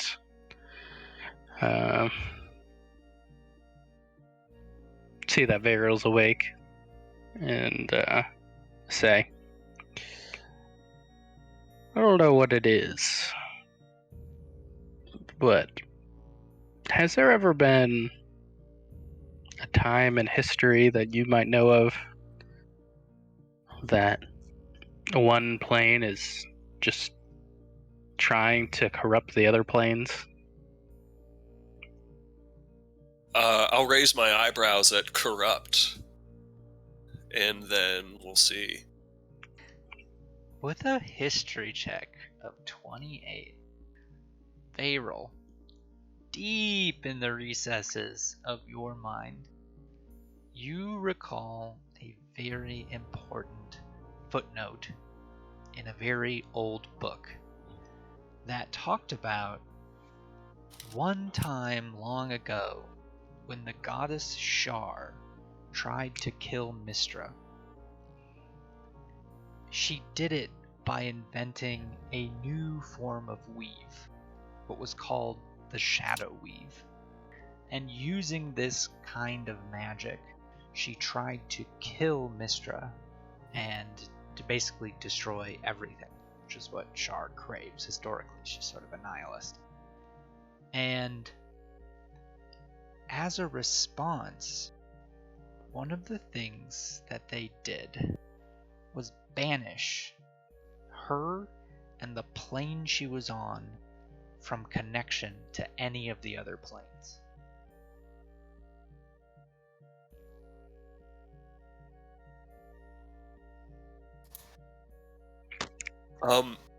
Why would that be? Like, is that relatively unknown? Is that like a Yeah, deep cut? That's like a deep cut from a like 1,000-year-old book that somebody referenced in, their dissertation or whatever. But they didn't reference it for the same reason, they just noticed it. And the book that it's referencing is long gone. Like, you would have to dig deep in the depths of the Candlekeep to figure out that whole story, but you know that that was sort of like a theory of something that once happened. Yeah, I would share that with Vosner. So a whole plane of existence has just been banished. Interesting. It's not the Shadowfell. Well, the Shadow Weave. Hard Shadow- to insist Yeah. on a strict distinction, I think. Yeah. I remember seeing it in one of my dreams. And it looked like it had architecture, and it was very much lifeless and lightless. It's actually surprising to see anything there. But the reside there are monstrous. The figure in my dream said that the Shadowfell has everything to do with what's coming. Is there a way that perhaps, I don't want to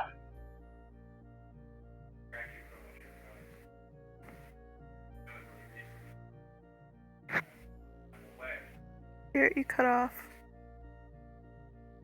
Presumably.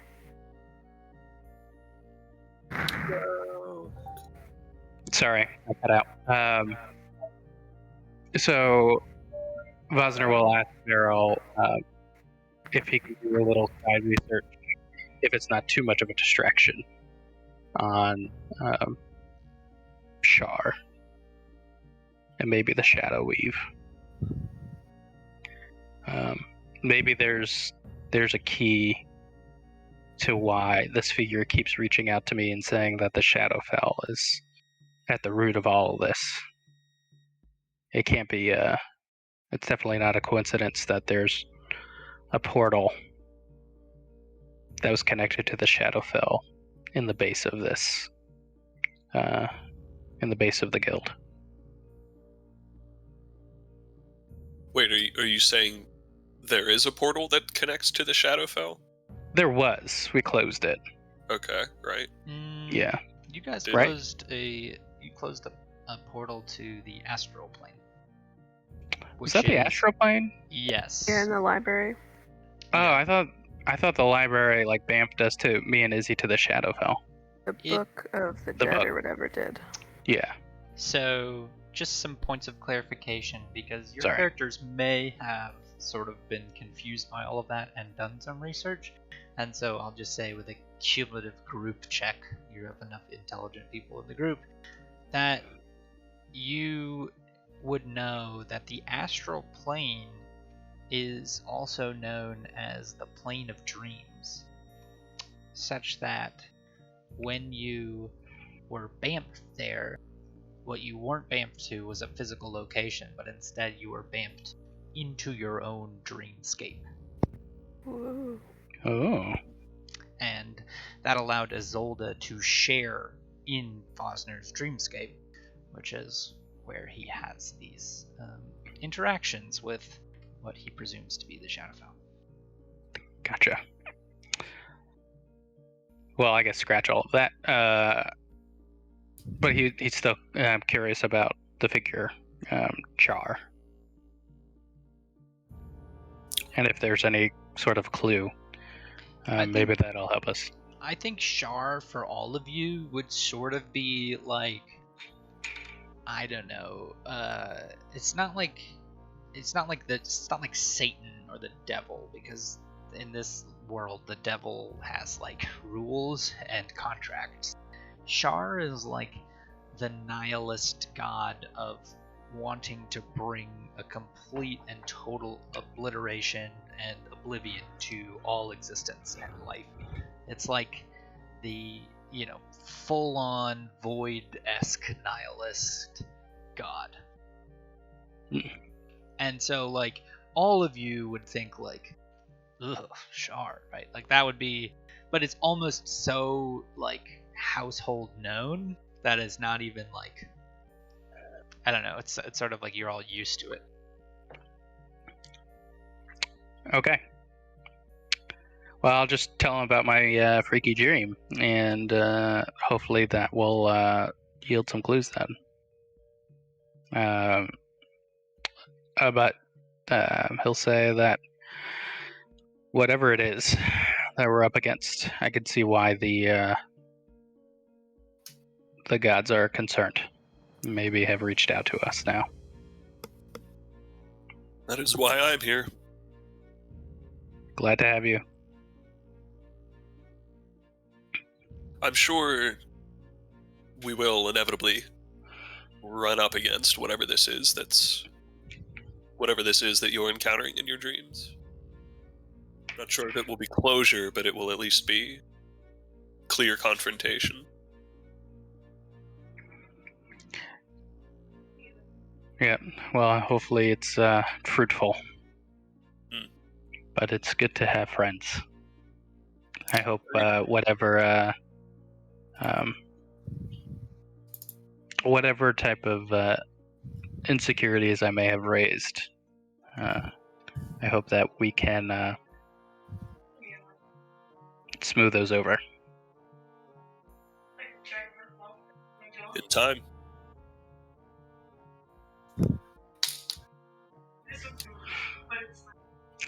And I'll just kind of wait until everyone else wakes up.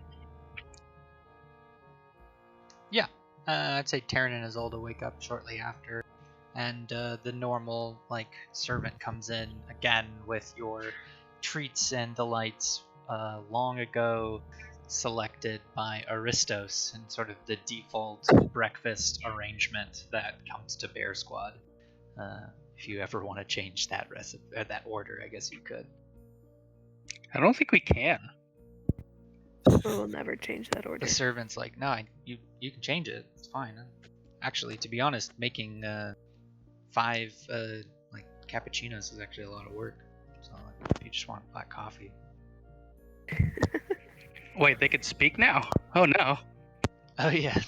Yeah. This one can. We're. It's just a lot his of facial changes. expressions are really emotive. Yeah, I suppose. They're not the silent servants. It was just like a normal worker. We found the big bad guy. It's this guy sharing in our cappuccinos. He says that's not funny to joke about, and he puts the food down and walks out in kind of a Wow, Killjoy. I feel like now we've learned that the silent service thing is just a gag that never stopped.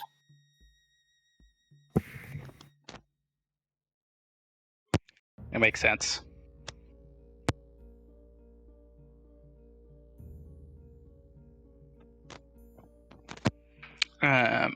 So Vosner will go to Taryn and say, hey bud, so yeah, I'm still really interested in meeting this gold dragon. But I feel like we'll have to offer it some sizable bribe if it'll work with us. Yeah, I already set some money aside. I figured it would be disrespectful to come without bearing gifts. Yeah, I'll add, I don't know, maybe a gemstone or something that's worth like 200 gold or something to add to the pot. This is my 10,000 from the share, just FYI. So yeah. Here's this tiny little thing. Boop. Yeah, this is what Sure. Taryn is buying. yeah, here's a nickel. Okay. Nickels add up, man. Okay. So you guys sort of plan out your bribe for the dragons. What's everybody else doing?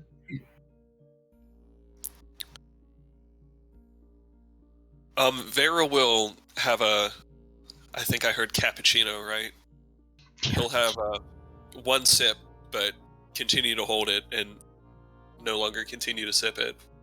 And look at Vosner and Terran and say, I see you both have business to attend to. Damon and Isolde, are you going to be here at the guild for some time? If it is asked of me, I will remain and help in any way I can. Otherwise, I think I may make a journey of my own to the city of Lurien.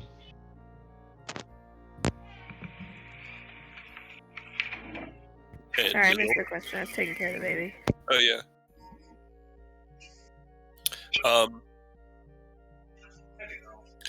Well, in that case, I have business of my own to attend to, so shortly here I'll be returning to Chult.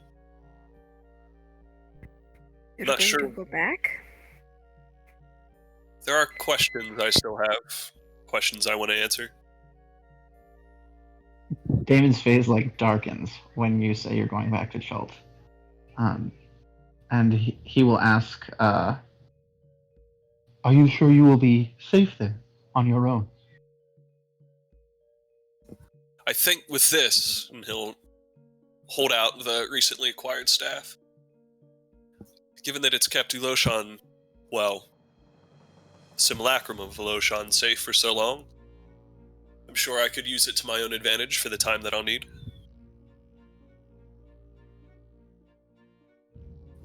Yes, perhaps you are right. I wish you luck on your journey, Farrell.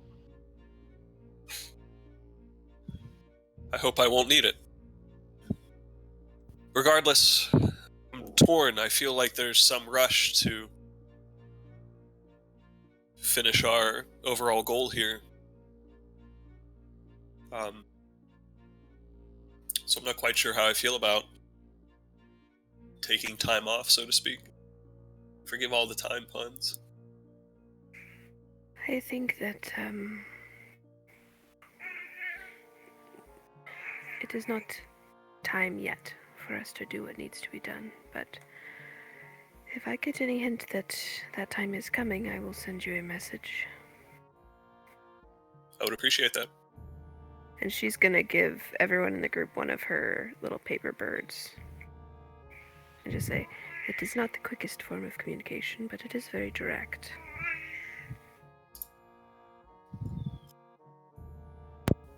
I'm going to add that to my inventory. Is that like a quick message? It gets as fast as the bird can fly, so... You know, there are being things, there are sending stones. You know that, right? Oh, that's true. You guys can get them, they're basically like walkie-talkies, but stones. She might actually just give Varel her old Ring of a Monitor.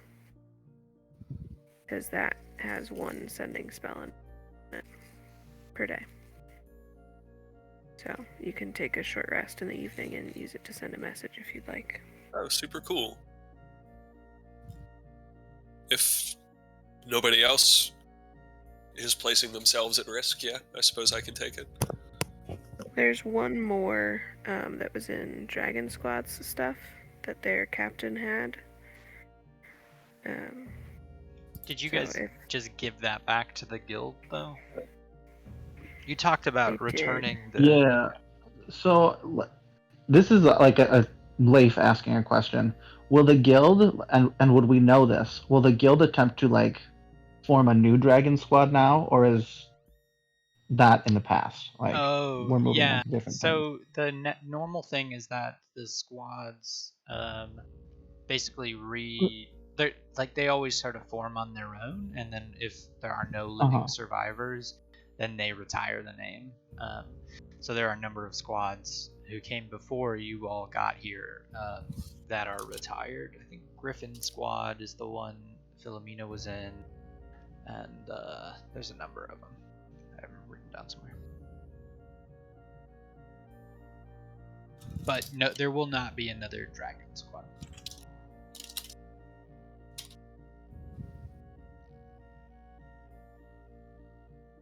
Unless, you guys go and resurrect one of their old members or something.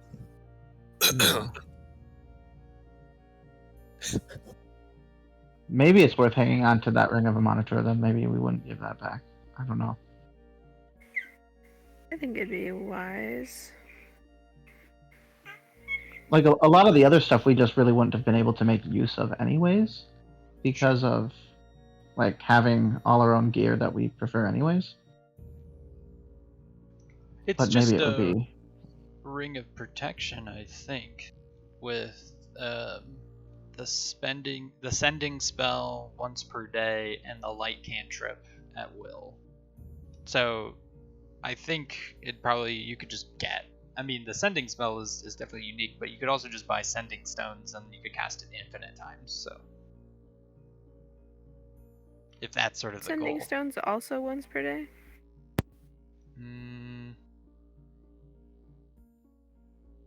Oh no, you're right. They are only once per day. Huh. I didn't know that. But they're not attunement, and you could have a bunch of them.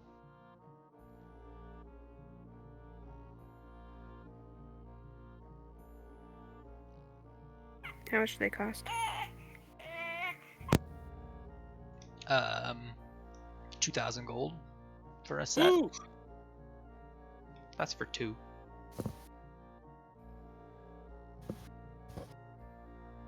It's pricey. It's a 3rd level spell with no attunement. Yeah, that is nice. Yeah, then Izzy wouldn't have to prepare it. Clear up a prep slot. Though you can only send sending to the particular person that has the stone. Like a walkie-talkie. I think the ring is more useful in that sense. Yeah. Well, your guys' call. I think Marin would sort of like expect you to turn the ring back in, but if you guys are gonna protest, he wouldn't like fight you. You're the most senior-most guild or group now at the guild. Well, I guess you're sort of tied with Gnome Squad and Lion Squad. We'll treat it with respect until our return, but I mean, Damon would feel like the rings were given to squad captains, and that's sort of like, the hierarchy that exists, and he would feel like adhering to that like the rings go to captains, and so generally speaking, people shouldn't have one if they're not a squad captain. Right.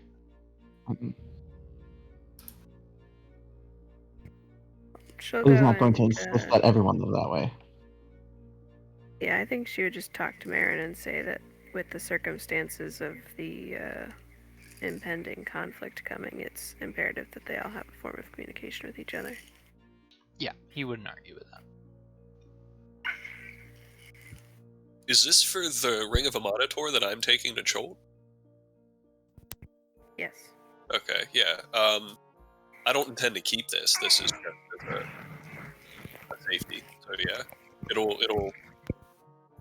I don't want to, die. So it'll be returned. Yeah, it's fine. And I'll treat it with all due respect. And yeah. Yep, that's totally fine. So Varel is heading off towards Cholt. Vosner and Terran are getting ready to go carry a big bag of gold into the Wheeldash. Isolde and Damon? Isolde is going back up north to one town to visit Johath and kill some giants. Damon is going to Lurien to learn what he can about Primus. And perhaps Lady Polaris and Karsus' Folly. Okay. For Isolde, how are you planning on getting there? The portal in the guild takes you to Luskan. Oh, she was just gonna do Word of Recall and go to Kuldahar. And then You still travel have from it there. set to there? I thought you set it at the guild or something. I don't think so. You didn't reset it in between the Cholt mission? And that's fine if you didn't. I don't know. If not, Garrett says that Vosner can tree teleport me there. Yeah, and then you'll just To like. Coldar, at least. Okay. Okay, that's fine. So we'll do that. She wouldn't really want to go back to Luskin by herself. Okay. Though So. she is interested in getting a report on what's been going on in Luskin. Okay. So here's sort of the order of things we're gonna do. I got Vosner and Terran first. Then we'll do Isolde, then Faerol, then Damon. And maybe we'll get through all that stuff. Okay. But I'm gonna pee first. You're back. Okay, bye.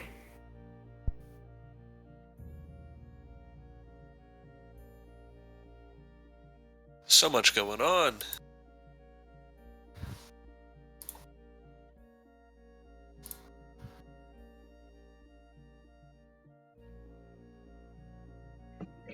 Training montage, go.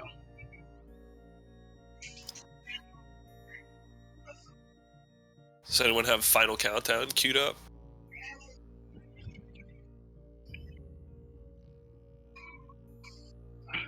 What did you say?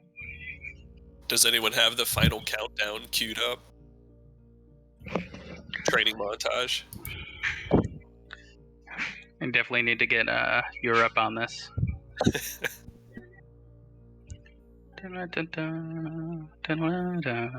Yeah, man.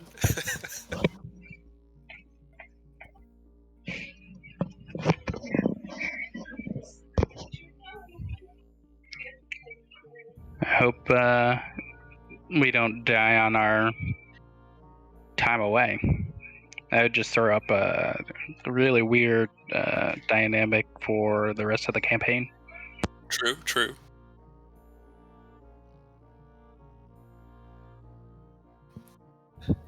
But there's always the risk. I don't think anyone's going in any Kraken territory, though, so we should be okay. Is Vero not tempted? Downtime actually lasts. What's that? Depends on how long downtime actually lasts. That's true.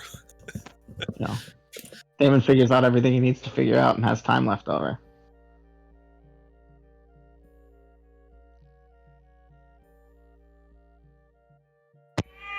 To find the bodies of his friends.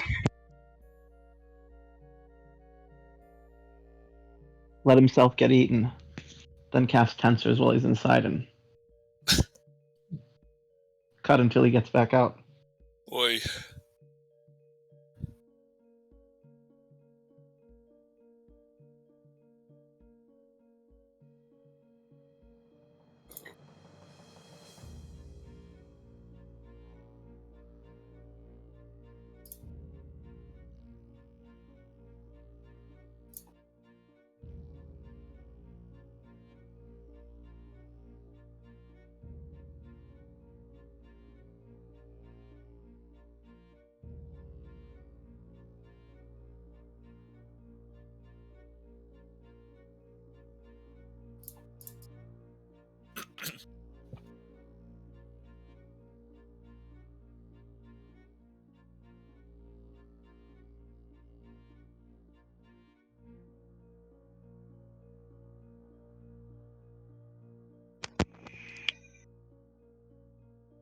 So does anyone have a completely bonkers backup character just in case?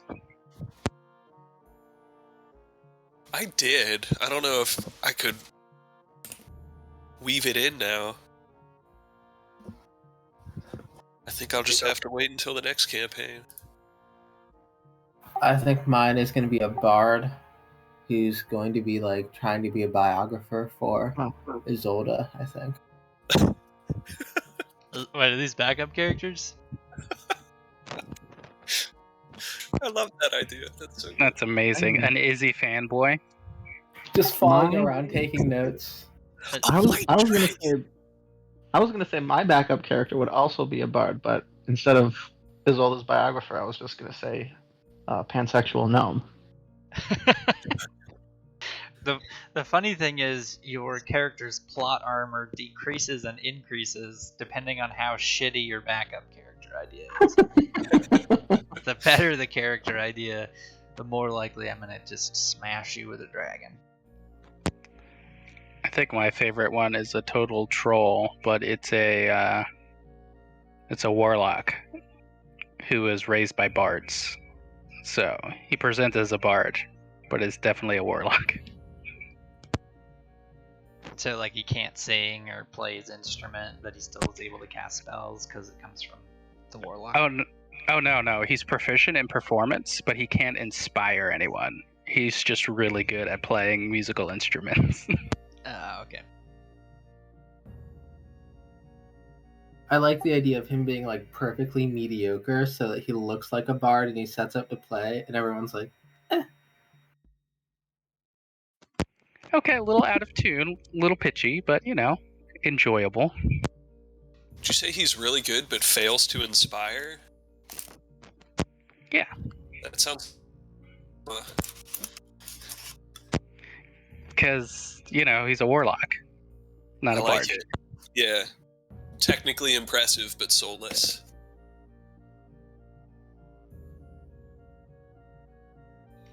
Okay. So we pick up with Taryn and Vosner heading out to the Wheeldath. Vosner stops quickly to teleport Isolde through the mother tree in the Wheeldath, or the Druid Glade, and sends her along. Do you guys want to play out that scene? Yeah, I mean it's paused, but we're just theater of the minding all this shit. Given the fact that we got a hungry baby, we'll say that it's a don't die, Captain, as she walks through, and sort of a good luck. Nice. Yeah. But the porter looks super cool. The tree portal. Yeah. Sort of like these vines kind of like grow up out of the tree, and then fill with like bright light, and then she walks through. Sweet. Yeah, okay. She's sent along to the north. And then you and Taryn head off into the Wheeldath. Is there anything you want to do sort of on your road trip out there?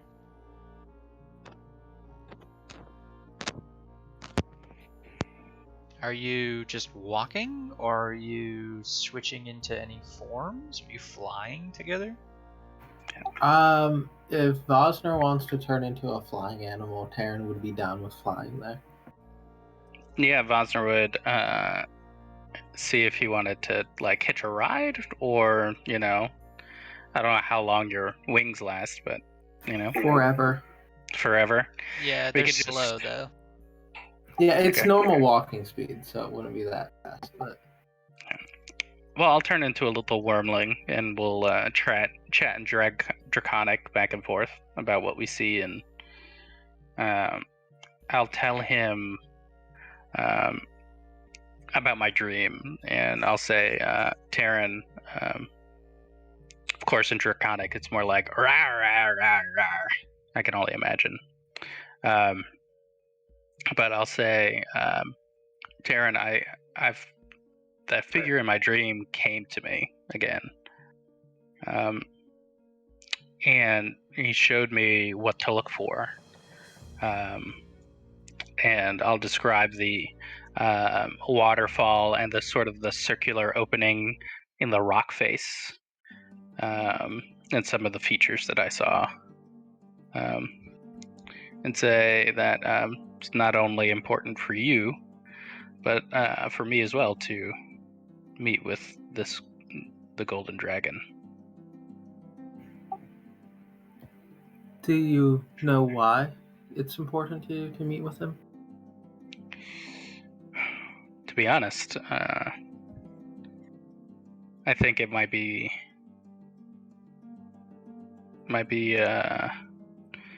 another teacher. I think I've exhausted the druids and the wisdom that I know around me. So perhaps this is just to further prepare to stand against what is to come. So It seems like we're looking for the same thing out of this dragon. And Karen will point us in the direction that Evander mentioned they should go, to that region. has everything been okay with you? And ever since Rusty took your spot in your contract, is everything okay still? I think, other than the crippling guilt, But hopefully we'll find a way to solve the dilemma for Rusty. Yeah, of course. I think whatever comes after this big thing won't seem near as hard, but I'm with you to the end. Yeah, with any luck after this, we'll have power and time to consider our next steps. Can both of you roll me a d6?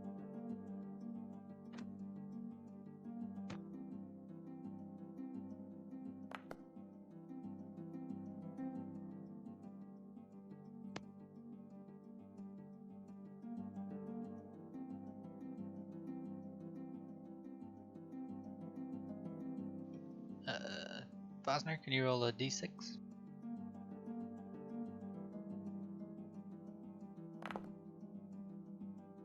Awesome. Nailed it. As you are flying and talking, you recognize a clearing that you pass over, and it gives you a moment of pause. I won't make you roll for it. You recognize this area to be the clearing where you buried Leoward. I think we'll circle down and land. Okay. Yeah, definitely.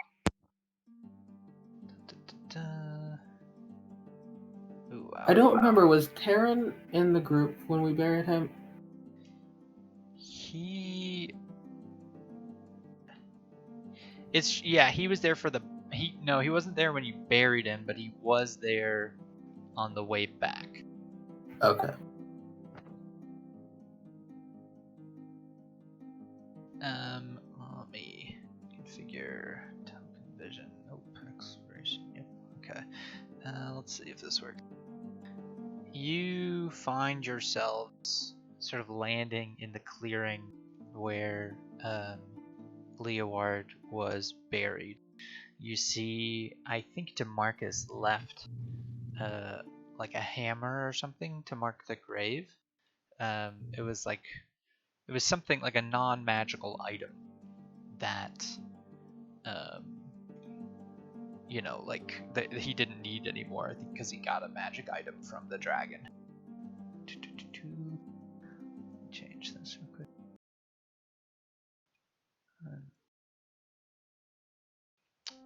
Fosner, as you land next to it and sort of approach the grave with Taryn, you sort of have that normal sensation that you feel in connection with the forest, sort of your essence connecting with the grass, connecting with the fungus and all of the roots of the trees around you, especially since you are connected to this forest in particular as per your link with the mother tree of the Wieldath.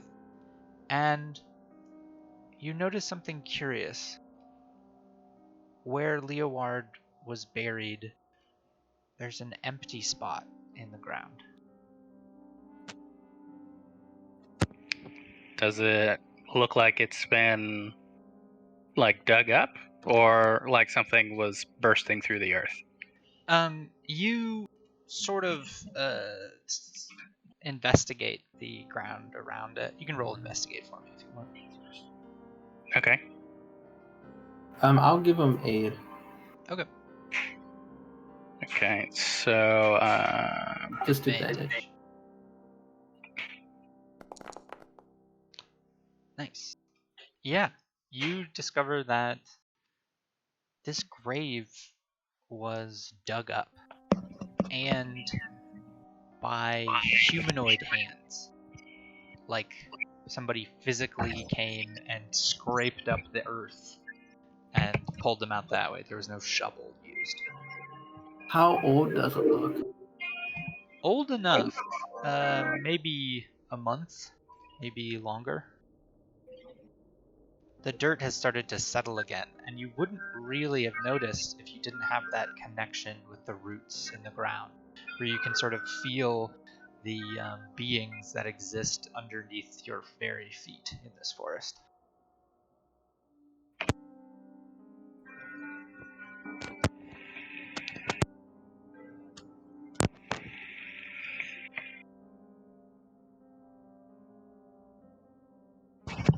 come on, Discord. I can hear you.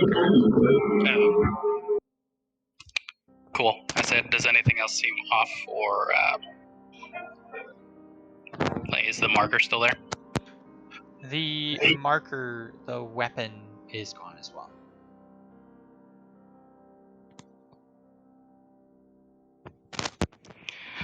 I'll turn to Taryn and say, this seems odd and disturbing. I don't know who would do this.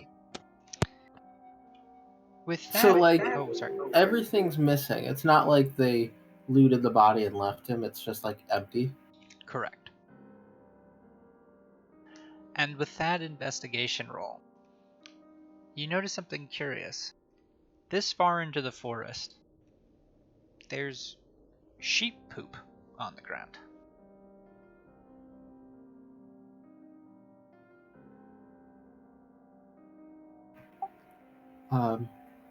I'll ask Vosner if he can, like, track us back to the sheep, and whoever knows it might know what happened. Is it recent?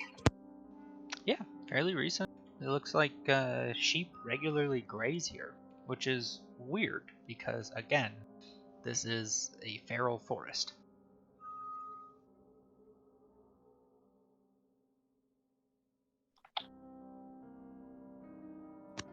Do we want to see what happened? Find who may have dug this person up?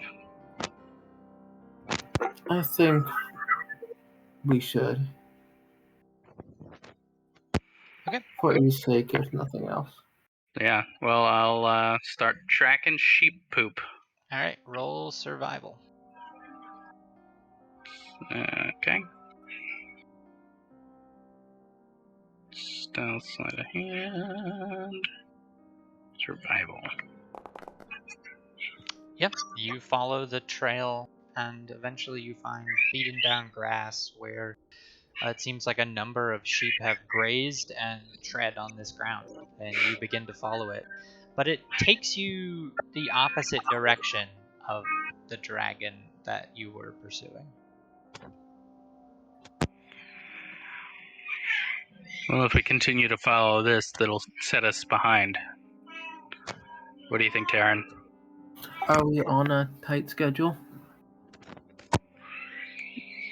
I don't think necessarily, but hopefully we can resolve this in time. Yeah, I see no reason to rush it. We might as well see this through. Okay, we'll follow the sheep evidence. Okay. You follow it, and it takes you 2 hours, 3 hours, and eventually, after about 4 hours of walking, you come into a clearing where you see a magnificently built structure. It looks like a castle or a keep. It's heavily fortified, and along top of the wall are a number of heavily armored figures standing with crossbows and swords, sort of just patrolling back and forth. their heads sort of covered from the day sun with sort of cowls and helmets, and they just sort of tend to the wall. Around the outside of this keep, there are a number of men, humanoids, wearing these sort of shepherding clothes, long wool robes, with sort of staves to sort of usher the sheep along. And you see what's effectively a sheep grazing location. A number of shepherds with large flocks out here. Are there any like banners or anything that we'd recognize? No, there's no indication of fealty or who this is. Does this keep look like it's relatively new, or like it's been here for a while? Make a history check.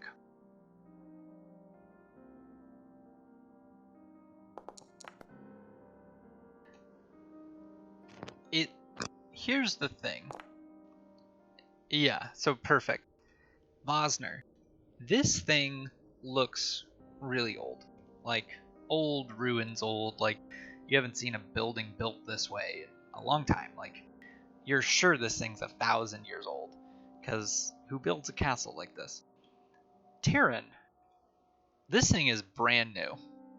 Like, brand new construction. You can tell because of the bricks, they're not weathered.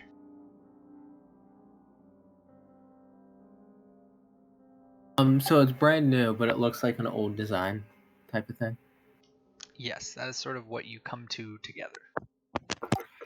Do we recognize the architecture or anything? This is probably outside of both of our wheelhouses. Yeah, you guys don't know enough about architecture, I'm just gonna say. Yeah. This place might be thousands of years old, Taryn. We should be on our guard. It's brand new. Do you want to like talk to them, see what's going on? I suppose. I guess the shepherds would be the best people to talk to. So I guess we'll approach them. As you approach the perimeter of this rather large fortress and get sort of close enough to the shepherd, you notice the shepherd sort of like moving away from you, sort of evasively heading in whatever opposite direction that you from where you're pursuing them, like herding the sheep away from the two of you. And as you get sort of following them to catch up with them, you hear in your mind, "All right, that's far enough. Please exit the premises. This is private property."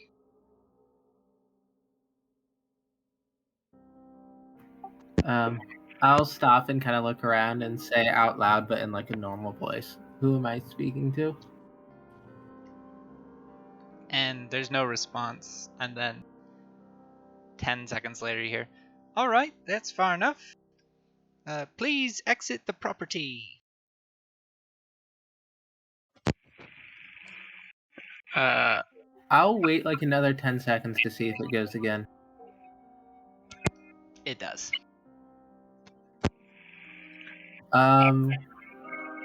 Do the guards on the wall seem real? And as you guys sort of stand there for another iteration, all of the guards immediately in unison turn their attention to you and then pull out their crossbows, like pointing them at you, but not shooting, just making sure you adhere to the rules. Do they look strange, odd? Make an strange insight that they check. would all... Insight?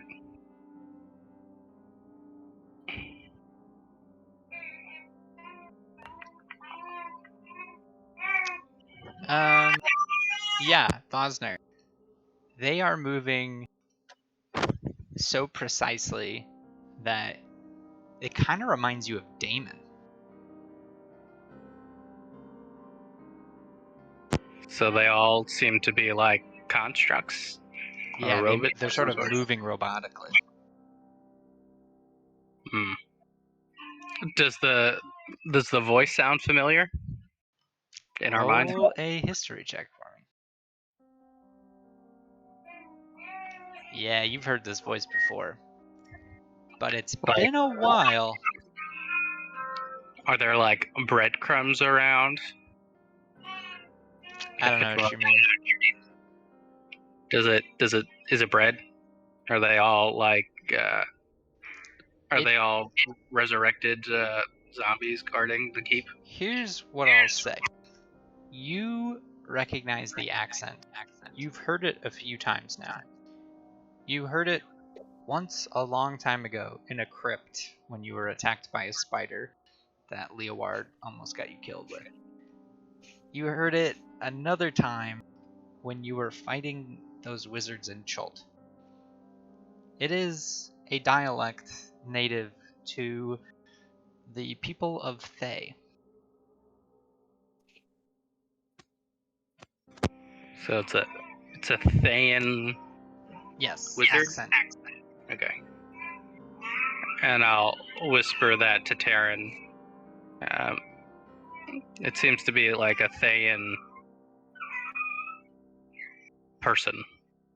So I don't know what they're doing here. I'll say out loud to the voice. We mean you no harm. We found something odd at one of our friends' grave sites in the woods. The alarm continues to sound, and as you have not moved any closer, the guards still stand at attention. You get the feeling from your insight roll that if you step towards them, it will set off the defenses. I'll ask Vosner if he has sending spells prepared.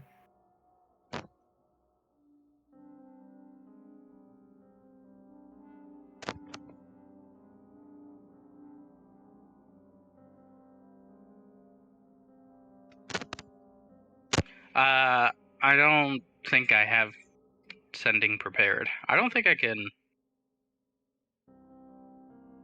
If you give me 10 minutes, I can send in an animal.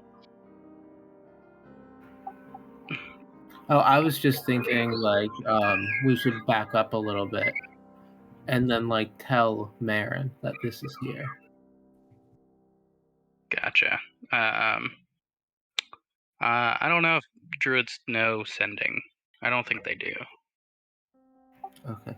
I'm gonna like take like 4 steps back and then like fly 30 feet up to see if I can get like a better vantage point. As you step back, the guards go at ease, but as you fly higher, the alarm sounds again. And more guards point their crossbows at you. How far away are we? I would say at this point, you were probably 60 feet initially away from the walls, chasing down that shepherd to talk to him. And then now that you are backed up a little bit and up, you're probably 75 feet back and 25 feet up. The walls Okay. are about 30 feet high. I'll back up a little more and then go up a little more to see if I can see over the walls. Yeah. Okay. Once you get far enough back and far enough up, make me a perception roll.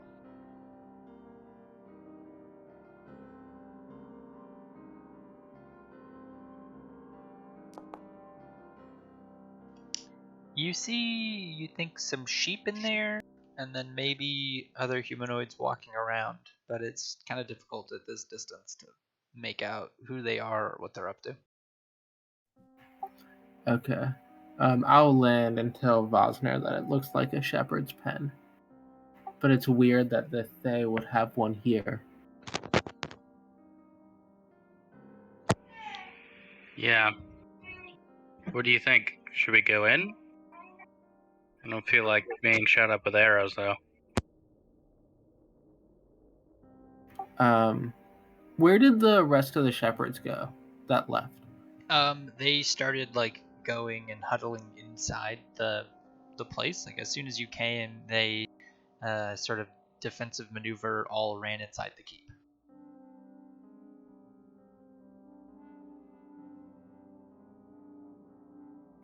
Do you want to try to figure this out? Or move on?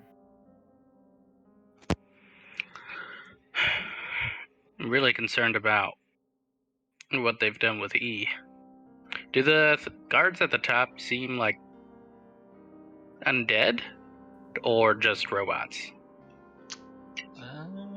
With the insight roll you got at the distance you're at, it's really hard to tell. Okay. I would say, unless we sneak our way in there, I don't know. I don't really sneak, so. It's true. We do. I wonder. I do know the spell that I think I can turn you into an animal. I think it might just be easier to shout to the people inside and see if they're willing to talk. Yeah. Like, they know we're here at this point, so. Yeah. I'll get to that line where they are at attention and say, "We just want to talk." Yeah, I'll shout, we mean you no harm, we just, have a few questions. No response.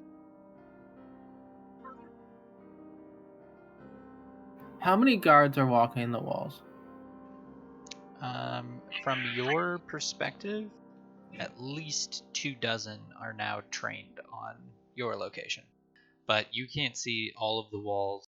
You don't know if there are it's pretty high, 30 feet, so there might be interior walls where more guards could be stationed. It's a big place. Like, you could fit a small force in here. I'll take a few steps back and tell Vosner that, like, I don't know if we can proceed anymore. This might be a problem for the guild in full force. Yeah. I say if we had more of our party, we could probably take this place easily. But you and I don't know, that might be a little hard to protect one another.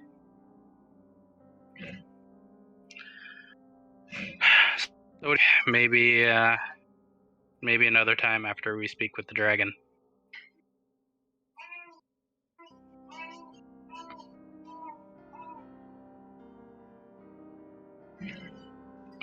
Okay, so you guys turn back and head towards the dragon?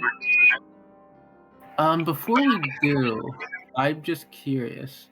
I'll take like 30 feet back, a step 30 feet back. And then I have a bunch of Dispel Magic Scrolls, and I'll pull one out and cast it onto the fortress. Nothing happens as far as, nothing, like the spell doesn't have an effect. But you do hear, magic detected. Full alert, magic detected. And you see the guards sort of shuffling around up there.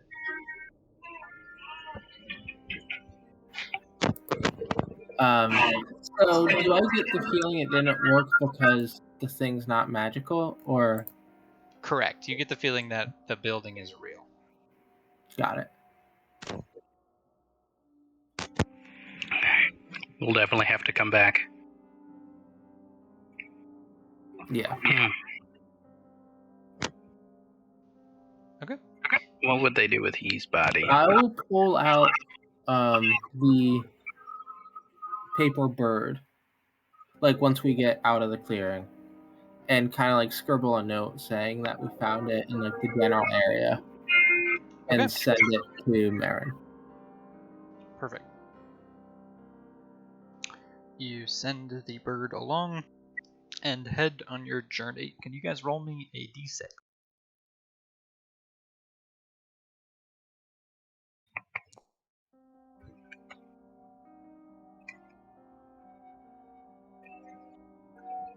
All right. You guys head down the road towards the Gold Dragon. And it takes about a day. No, it takes about 4 days of walking or flying through the Wheel Death, stopping at night, making camp. I imagine Bosner puts up his like druidic fortress kind of stuff to protect you guys as you sleep. And it takes a little while, but you guys make it through. The Wheel Death is woods that you're fairly familiar with and feel pretty connected to and comfortable in, so it's not altogether that dangerous for you anymore, especially given your power. Anything that would have messed with you before can sense the power within you and avoids you like the plague. And as you arrive near your destination, you see this waterfall.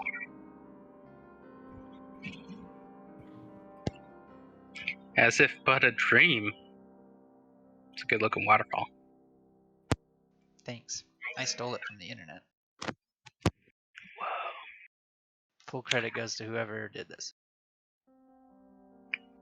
I'll Yeah. tell Taryn that we have to go through the water. All right, That's by the interest. I'll just follow Bosner's lead. You fly through the waterfall and it hits you like a bag of potatoes, but you push through to the other side and come into a very nicely lit like cave with water sort of sparkling or light sparkling off pools of water that are sort of gently like positioned all around the big open cavern, and it sort of weaves and winds around corners, these series of tunnels, but engraved into the walls are a number of these beautiful art designs, sort of patterns, murals, and those things have been carved in meticulously and carefully over centuries of time.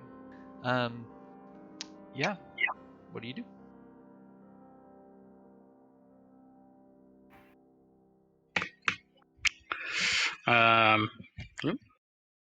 I'll just continue to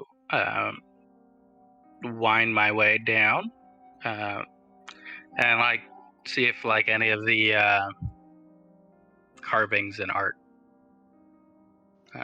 Yeah, make a history check. Sweet.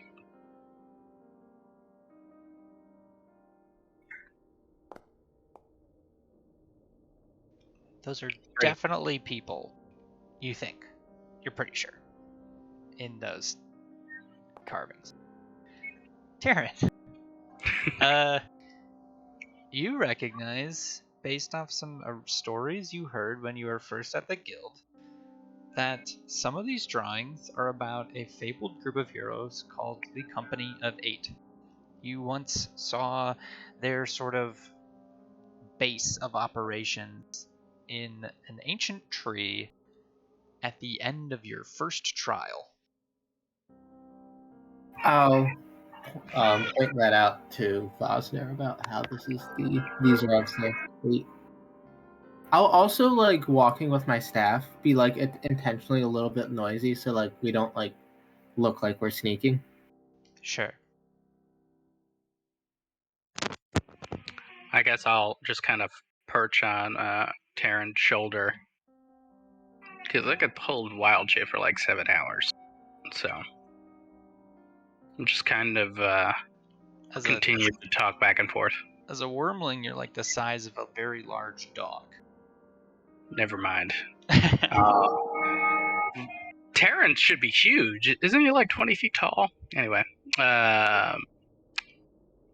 No, I'll just kind of continue to glide next to him. Okay. You guys glide deeper, following these stories of the Company of Eight that are sort of the stories are sort of encapsulated in these artistic depictions of them as you follow deeper and deeper until you hear a voice. Who enters my lair?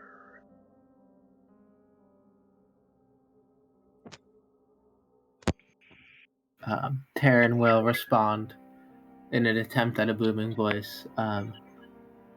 Taryn of the Mosstone Guild.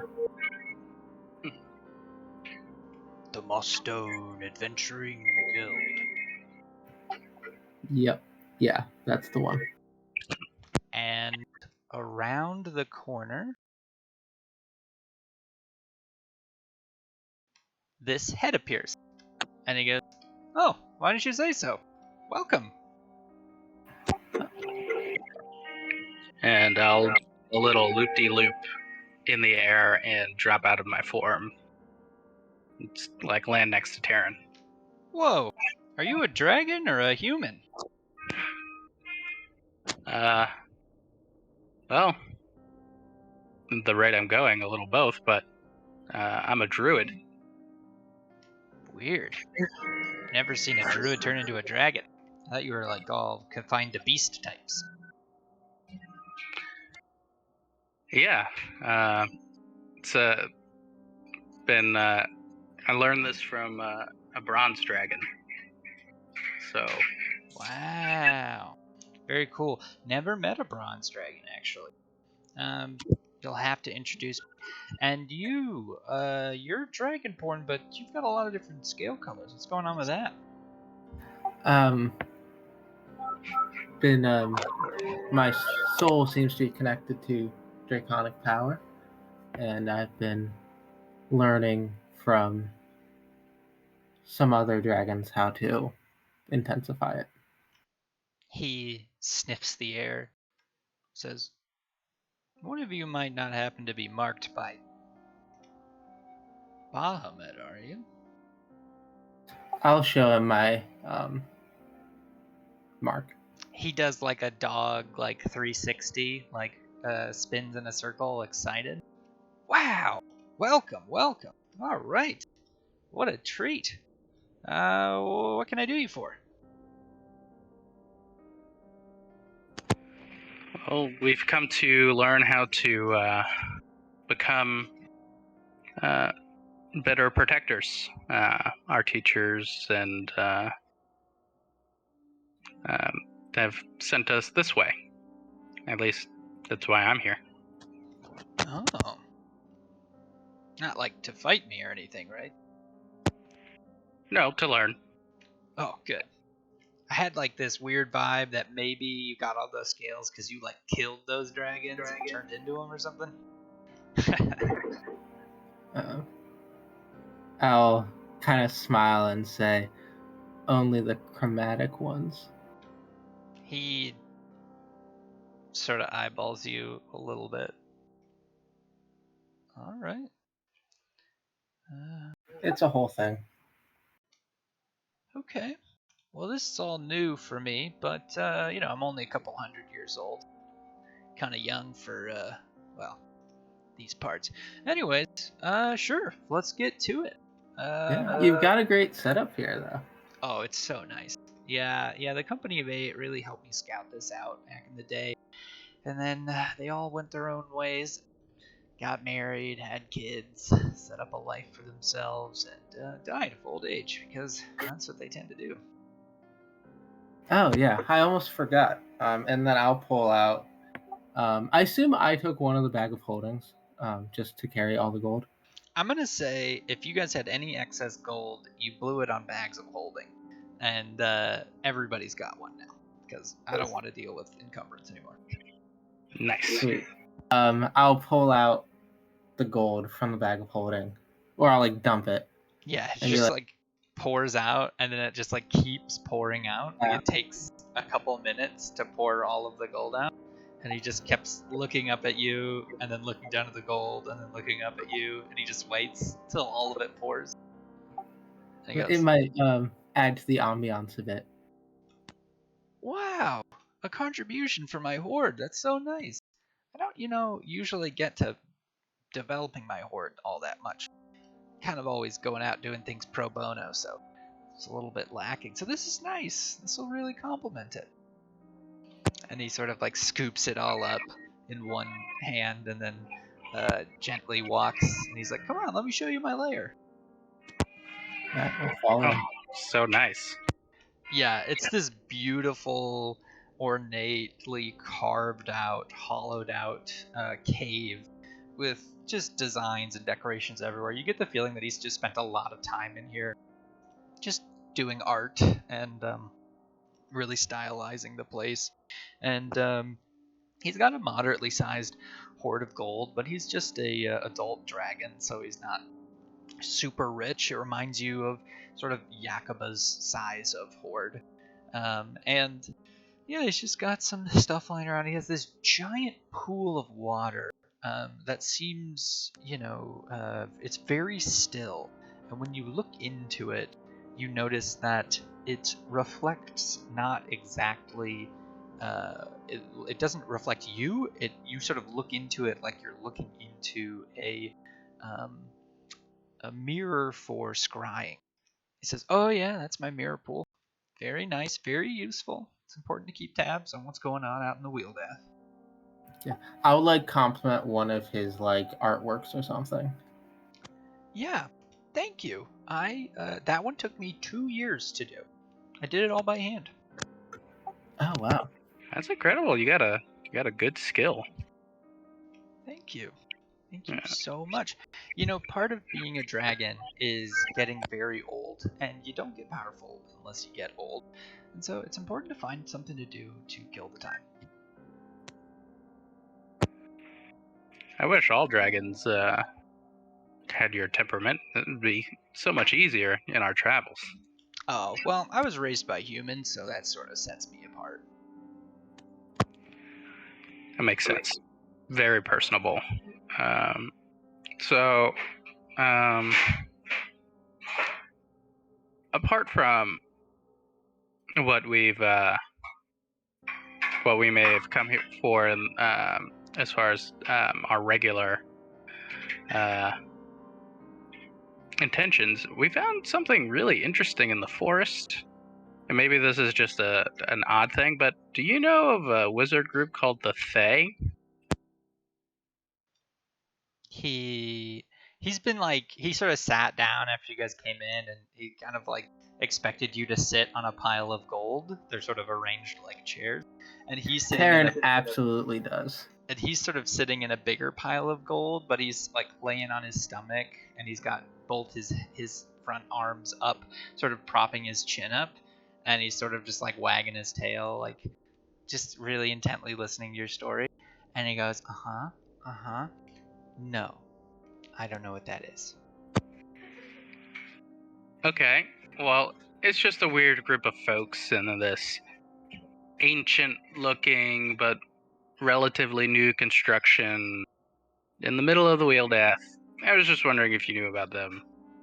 But that seems to be like a side story at the moment. So. Huh. Yeah? Yeah, we happened upon them on our way here. Interesting.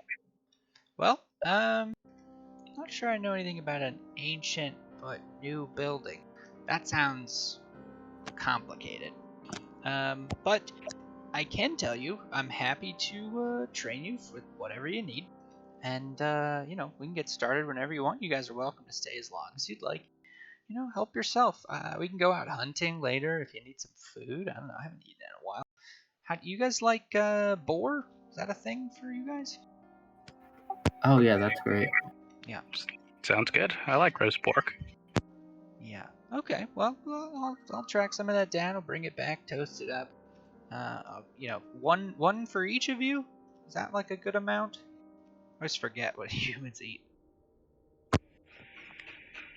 I'm pretty sure we could just split one, and you have a good selection of maybe root vegetables around. No. But the forest is full of them. That's I'm true. sure we can scrounge something up. Sure. Well, anyways, help yourself to looking around here, and I guess we can start training whenever, and yeah, should be fun.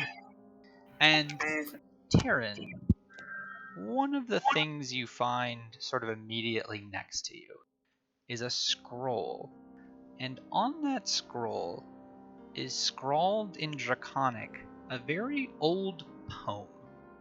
and it catches your attention immediately.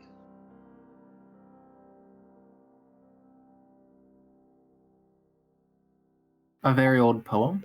Yes. I'll read it. Okay. And I'm going to post that to you. And then we're going to cut to the next person's thing.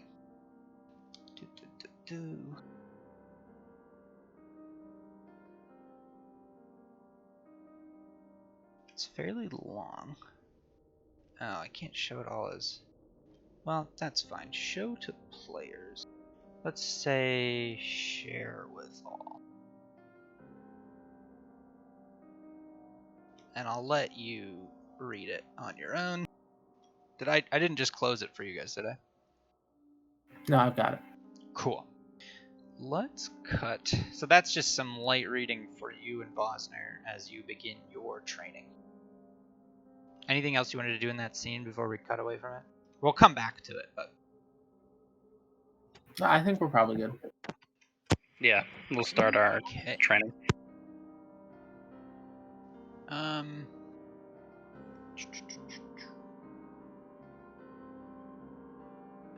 Do we want... Alright, question. Do you guys want to do the fight with giants in up north, where you all get to pick a different character to beat up on giants? Or do you want to do Varel's Chult Bubble investigation and investigation into the staff, where he will learn all of the lore of Thorgis's black staff? Get a vote going. I don't know what the giant fight's going to be like, but just to put this out there, I do need to go at 5 because I have to take Sam to work. Oh, let's just save that for next time, just in case then. Yeah, that works for me. Okay. So let's cut to Farrell, who is heading to Chult once again, back into the jungle. And yet this time, when Varel heads into the jungle through the portal, what he finds on the other end is the guild already establishing a foothold. There are a number of guild associates, wizards, guards, etc., who are sort of repairing damage to the interior structure of the portal on that side, and are sort of cleaning it up and readying it for traffic. And you come through, and sort of the people just sort of know who you are, nod to you as you pass by, and don't even think to ask a question. What a relief.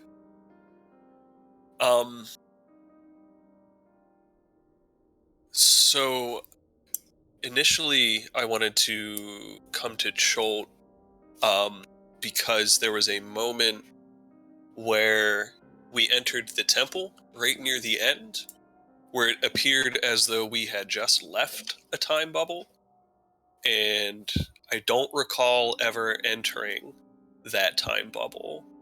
And so there was this mysterious exit from an entrance that I don't know where that happened, and then I believe Dragon Squad didn't pass through it, only we did. And there was a corpse on the other side.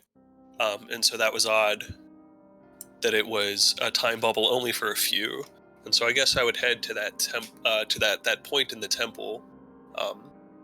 Yeah, make a investigation roll for me. Let's do it. With advantage, because I think you've investigated this already once. That's Alt. Yeah. Yeah. Wait, you're not proficient in investigation? That's weird. Am I not? I guess not. Nah, I'm a whole bunch of more nerdy stuff. Alright, whatever. Yeah, so you are checking out this location, and you discern a few things. First of all, you recognize basically that the time bubbles move slowly. They're sort of like clouds that, if you're sort of looking at them, sometimes it's hard to see that they're moving, but given enough time, they definitely do move. They traverse a great deal of space quickly. They're just so large and massive and encompassing that it's hard to notice sometimes.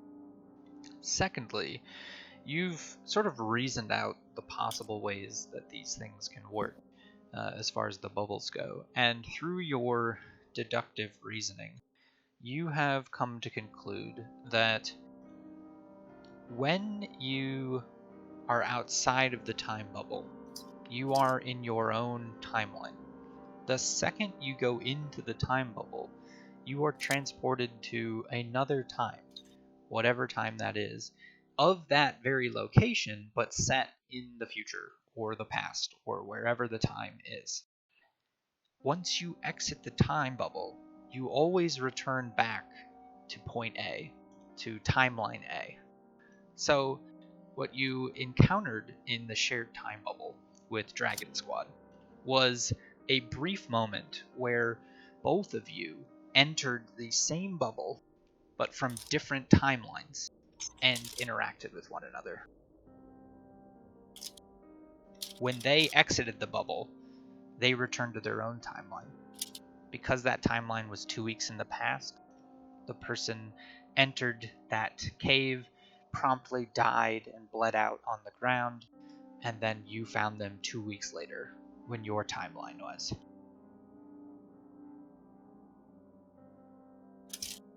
Which makes you come to the conclusion that if you had healed or helped them in that time bubble, they may have exited out and lived. But because they left the time bubble where you guys were interacting, they did not have that and died.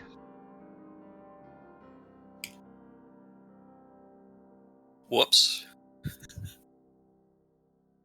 Alright, let me try to parse that a little bit.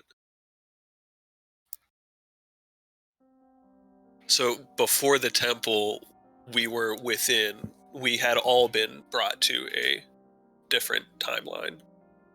Yes, you guys all Um, were on timeline C for a and moment. when did we enter timeline C?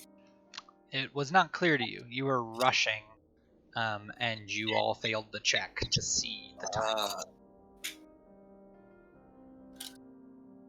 Well, that solves that mystery then. We'll say that takes Veyral like a day to work through and test all the alternative theories until he concludes with that. That it was just an oversight, yeah. Okay. Expect something more nefarious. And it's still the case that they're just the fallout from some silly wizardry some centuries ago.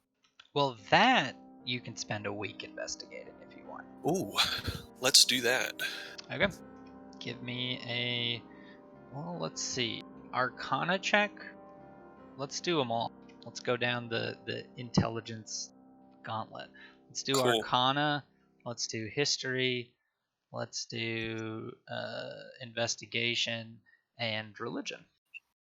Okay, all just regular rolls? Yeah. Arcana. History. Oof. Bummer. Investigation. And religion. Not a great average. Nope. I'll say you'll get partial information with this. If you want to stay an additional week, I'll get you. You can roll it all again with advantage. Could you save some of your rolls with your crazy abilities? That's a good point. I could probably re-roll. I don't know that I want to use the Mistra that I have. Well, the Mistra's gonna go away next morning, anyways. So it will. Okay. Well then, let's. What were your Mistras, Marks? Let me see. I can. They were. Oh, there was a 20 in there. Yeah. Okay. What one do you want to be a 20? I'd like to change the 7 to radically shift the average that way. So the investigation 23. is.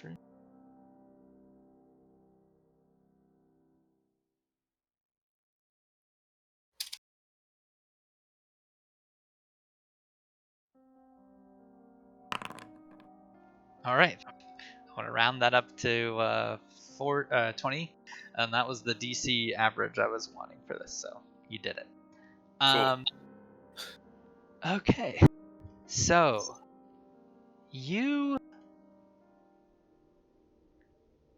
it takes a few days of plotting the movement of the bubbles.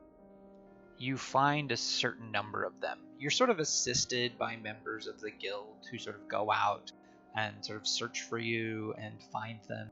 And you sort of build a small network of acolytes and sort of lesser, like one of the guild squads, one of the lowbie ones, shows up and aids you in your research, and they kind of go around and they fight like a few tigers and stuff, but they're fine. It's all sort of low stakes stuff.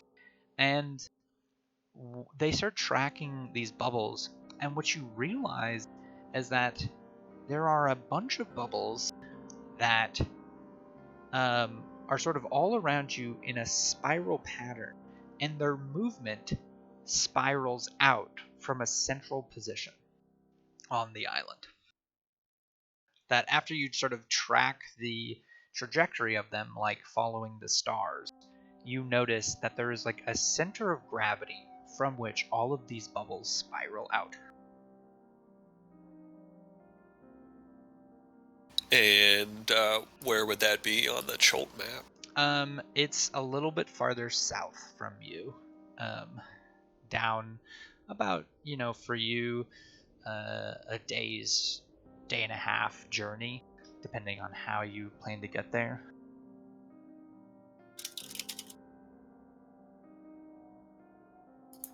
Are there still roaming undead? Oh yeah, definitely. Okay. Because on the Cholt map, it appears as though if we're heading south, that there is I'm outside of the undead. Yeah. Oh yeah, from that Cholt map. Let me bring us to that one. A little easier. Yeah, where the Bear Squad token is. Yes, the location is here. Okay. 40 miles. A couple days. Is that guild squad still around? Yeah. A low-level guild squad is willing to help you. They're called Grasshopper Squad, and they're real gung ho. They're like, go get them kind. There's like a lowbie wizard with the group who's really struggling to remember all of his spells, and he keeps losing his spell book. But Oh, you no. sort of help him along, and the rest of the group is capable enough at fighting that they help you. Roll me a 1d6. I'm really, giving that cold, expressionless, scornful stare at that wizard for losing his spellbook. You scold him about that, and on your travels one night, he is embarrassed that he's lost his spellbook again, and he doesn't tell anybody, and he goes looking for it, and he gets eaten. Oh my god. And so one of the members of Grasshopper Squad is dead. Holy shit. Roll a d6 for me once again. Oh my god. Oh wait, but I'm imagining my grimoire, and it's got like little indentations on it from my fingers holding it, because I'm always holding it. Oh no. So what you find at the center of this constellation of time bubbles is truly remarkable. Once you get close to it, you find a singular bubble around a structure that, from your perspective, looks like an ancient tower.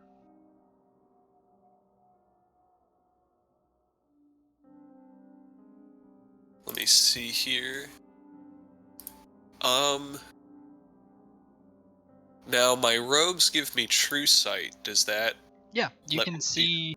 The problem is you're sort of looking through the bubble. You haven't traversed into it yet. Okay. I still have some other members of that squad with me, I hope. Yeah, you still have 4 members of that squad. That poor wizard. Okay.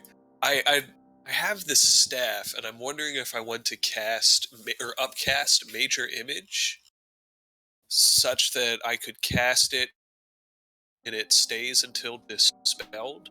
And as part of the Major Image, it would be like it would move with us, and the territory. Well, here, I'll cast it so we could read the description. Does it move with us?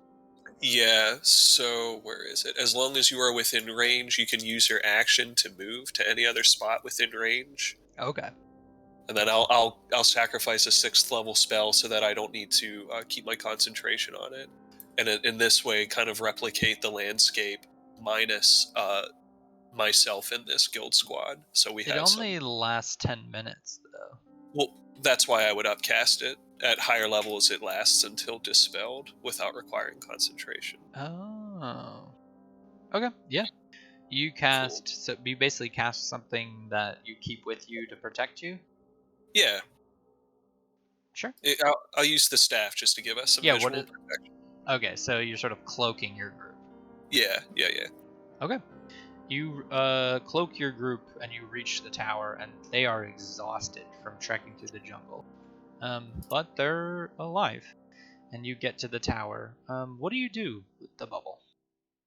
Do you go in? Oof. I suppose so, yeah. Let me check it first just to see if it looks any different than any of the others. Yeah. Roll an Arcana check. Let's do that. It does look a little bit different, but in some weird way that seems more comforting. It's not moving. It is slowly rotating. And it's rotating in the same direction that all of those other bubbles are rotating across the island. This is what we're here for, so yeah, I suppose we'll walk through. You step through and you see a beautiful wizard's tower. One that reminds you of your own. You know, the tower that you're always building. I imagine you're constructing your wizard tower for this newbie group to sleep in every night instead of sleeping in the jungle. It's very much the same size and build as that, but it's much more beautiful, refined, as though perhaps whoever constructed this thing and made it stick here for a long period of time did it in the way where if you cast it in the same spot long enough, it eventually becomes real. Nice. They seem to have done that, but based on the intricacies and the detail work of the architecture, you can tell that whoever cast this is maybe more skilled than even you are.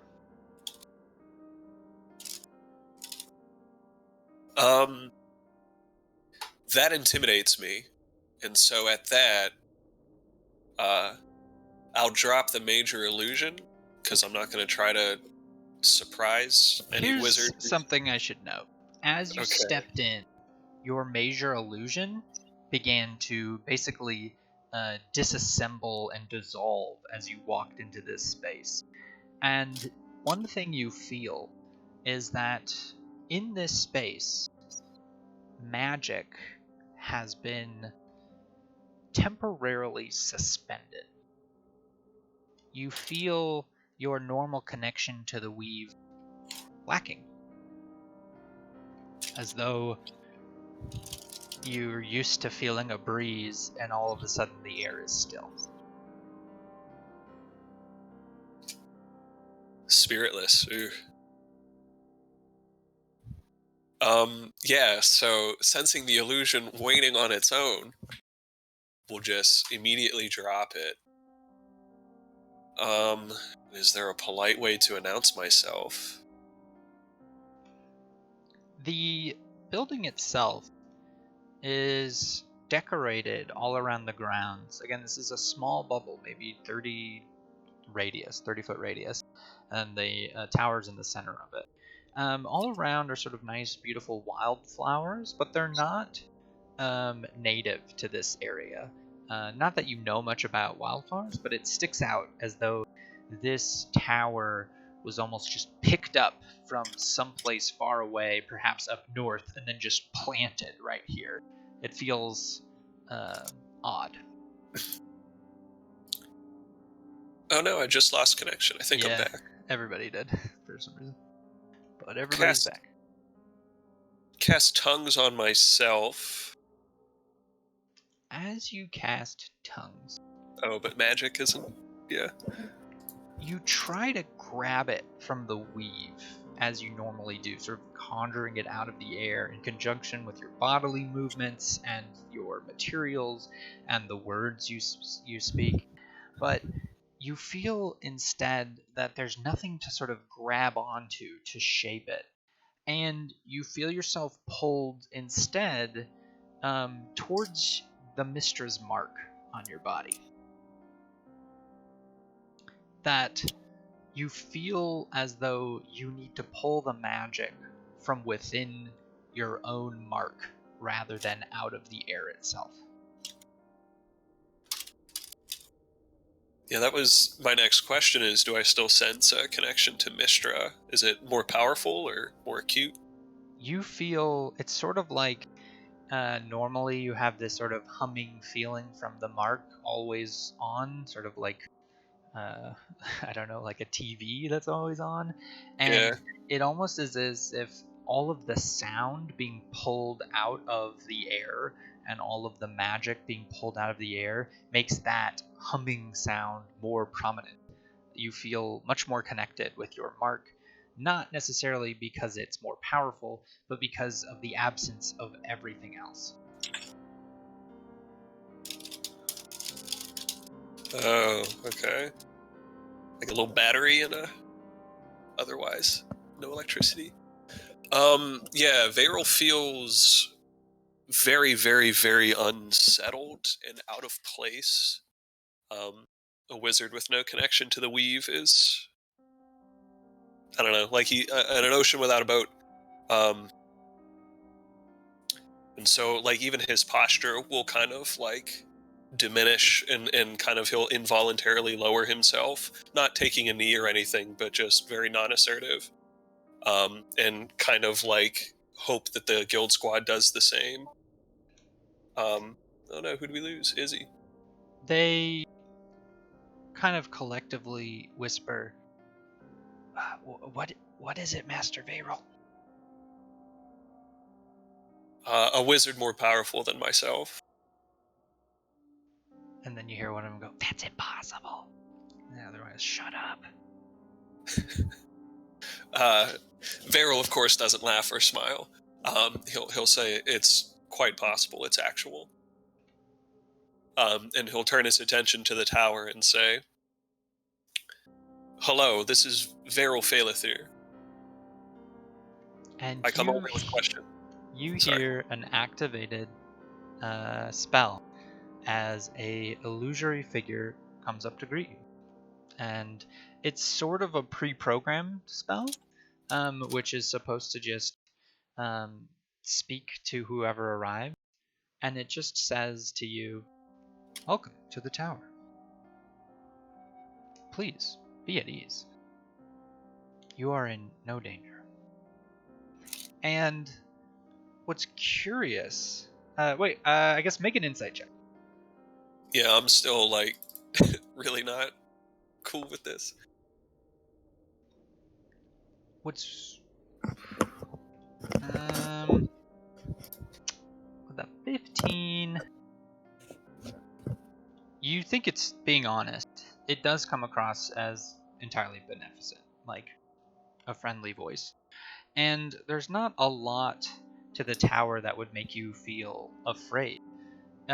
You almost get you get this odd sensation from that insight check and from sort of your Arcana check before that perhaps this building is not a place of like a defense or a place of residence, but a research facility, somewhere where someone might suspend certain magics to either protect themselves or to test things that normally couldn't be tested in the presence of magic.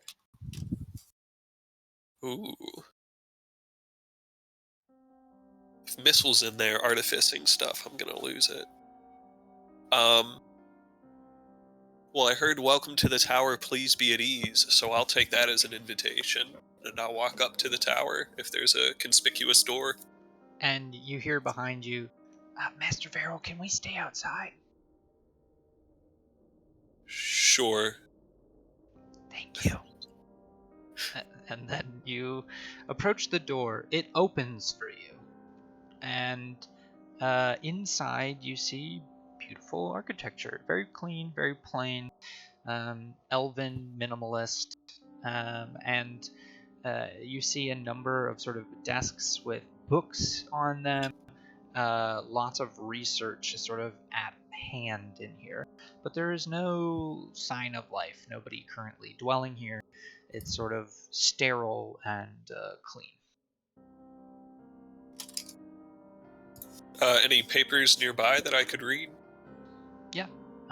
Make a investigation roll. Let's say with advantage for Do that an again. untold reason. 16. Yeah, you find a bunch of books. They tend to be religious tomes. A lot of different books of sort of rules and commandments from various sects of worship. You see rules for worshipping Ilmater, rules for worshipping Mistra, rules for worshipping Shar, for worshipping every major god you can think of. Tyr, Bahamut, Tiamat, evil gods, good gods, neutral gods. You see dozens of religious texts outlining rules and regulations.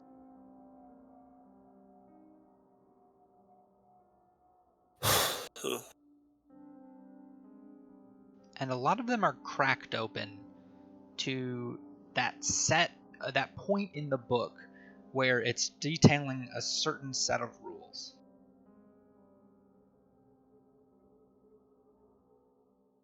Like specific rules of worship? Yeah, make a religion check with advantage. Okay, yeah, this feels monumentous, so I might re-roll it if it's shitty. That's not bad. With a 28, you recognize the rule that all of these books is talking about. Every single one of them, and some of them are underlined, highlighted, selected. You see him that there's sort of handwriting written in Elvish scrawled out that says, "You can't go back."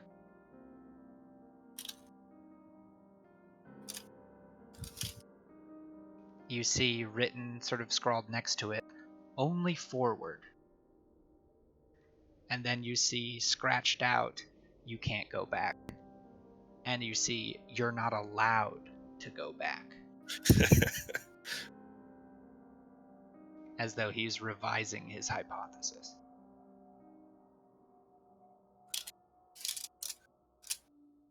That's nutty.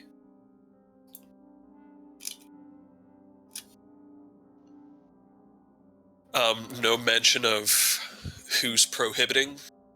You see in these religious texts that there are these weird moments where it says one is forbidden from altering time. What's done is done. You see that in multiple different languages and ways of being said. It is a sin to reverse what has taken part. It is a sacrilege to undo what has been done. You just see all these different iterations of the same sort of philosophical message being paired with different sects of various religions.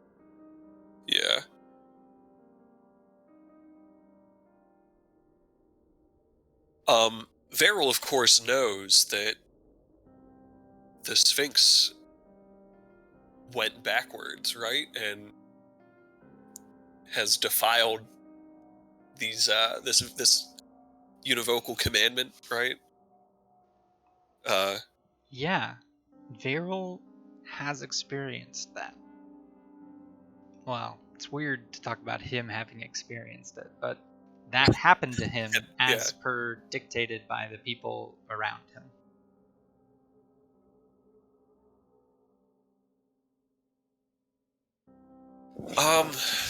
So somebody's playing gods, so to speak, creating time bubbles. This is chronology, obviously, right? Right here, all you see is research in these books, because that's what you looked at first, but there is a set little area off to the side where it seems like spells and experiments have been taking place. Yeah, let's look into that, because it seems like this is all of the why, not the how. So I'm still curious how these bubbles are being created. There is, sitting on a table, a fully rotted apple, and you see scrawled in Elvish all of these different arguments for basically being able to regenerate the apple to what it was, to bringing it back. And you see he's sort of drawn various conclusions in the writing about how to take it back, and you recognize this to be standard chronergy stuff that you've dealt with, similar permutations on spells. But one of the things it says in highlight is not within the weave, forbidden within the weave.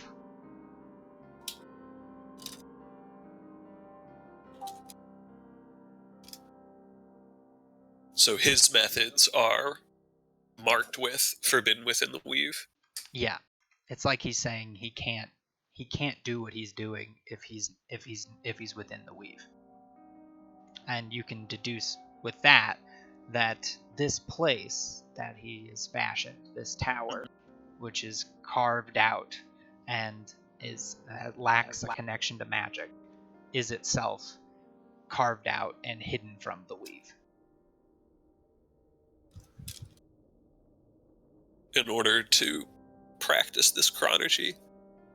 Correct. And it's all the same handwriting. This is one wizard. Correct. Sounds like a crazy person.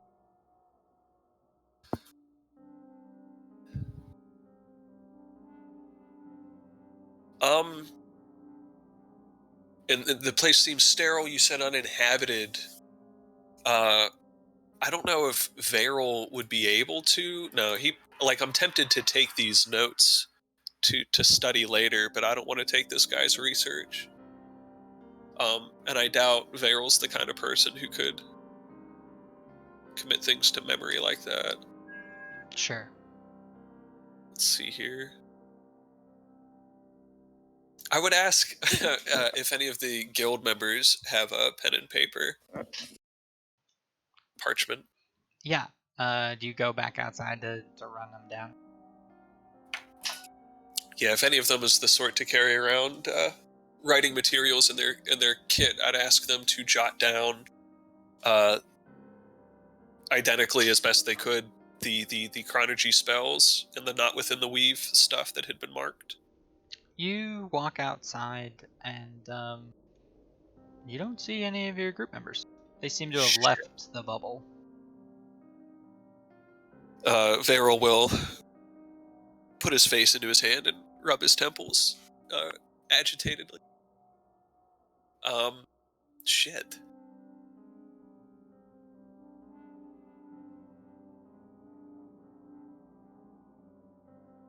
Just trying to figure out what else there's to be done here. I wish this person was here to talk to them. I can't cast any magic. Oh, you don't feel that you can cast any magic. You feel that you can't cast it from the weave. You feel like you could cast it from your own power from the mark.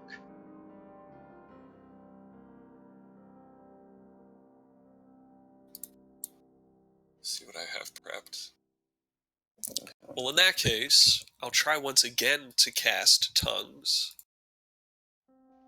You do. You pull the magic out of yourself and then apply it to yourself.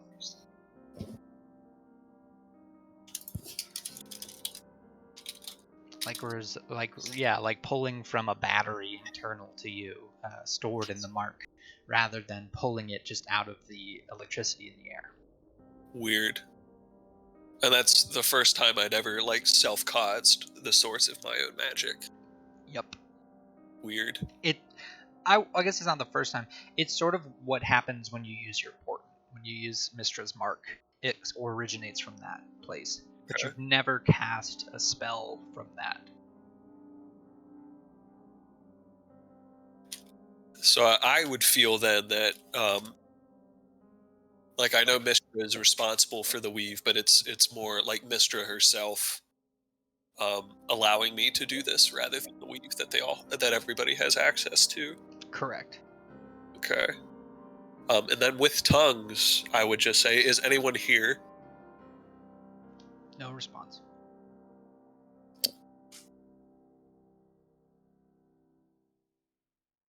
No clothing, no shoes. No. It's like whoever lives here doesn't. They don't live here. It's a research station. Came Yeah. here, did research, and perhaps left. And you're not sure when. Am I able to discern within the tower if there's a particular object that is the, like, direct center of the time bubbles, something generating them? I'll say with your previous investigation checks, no, you don't see any like source or origin or some sort of object creating these time bubbles. Could I legend lore it? Legend lore the time bubbles? If there is such an object, name or describe an object. I'll just save you the ingredients. Nah, there's Okay. nothing like this. You don't think it even necessarily has to originate from an object. It could be from spells. Yeah. Which was sort of the leading hypothesis in the books you read. Well, then, having lost my guild squad, I'll go back. Knowing that it was easy to get here, it should be easy enough, I would hope, to get back. Which is a silly presumption, but I'll take those notes to study later to try to get to the bottom of them. And then not sure what else to do. I guess I would set back out the way I came. I'll say there's a few things to do. You can investigate more into the sort of research techniques that they were using. Okay. You can try to figure out where the tower is in time, and you can leave. You can try to investigate the notes more. There's lots of like stuff. Oh. Sort of. Yeah, let's investigate the notes more. If there's anything that I might be able, maybe a new spell or something that I could see discerned in there. Yeah. Are you learning a new spell for low level up? I had, yeah. I think I mentioned it. Reality break? Yeah, that was the one. The hell does that do? It's pretty nutty. Oh my god, it's so you! Shatter the barrier between realities and timelines, thrusting a creature into turmoil and madness. Good lord. Yeah. Spoil it for everybody here. Yeah. Sorry, maybe you wanted to save that. No. I didn't mean that derisively. I'm sorry. Okay. Yeah, that fits really well. You literally discover this spell in those notes and are able to copy it down if you want to your spellbook, which you've already done, so we'll just say you did that.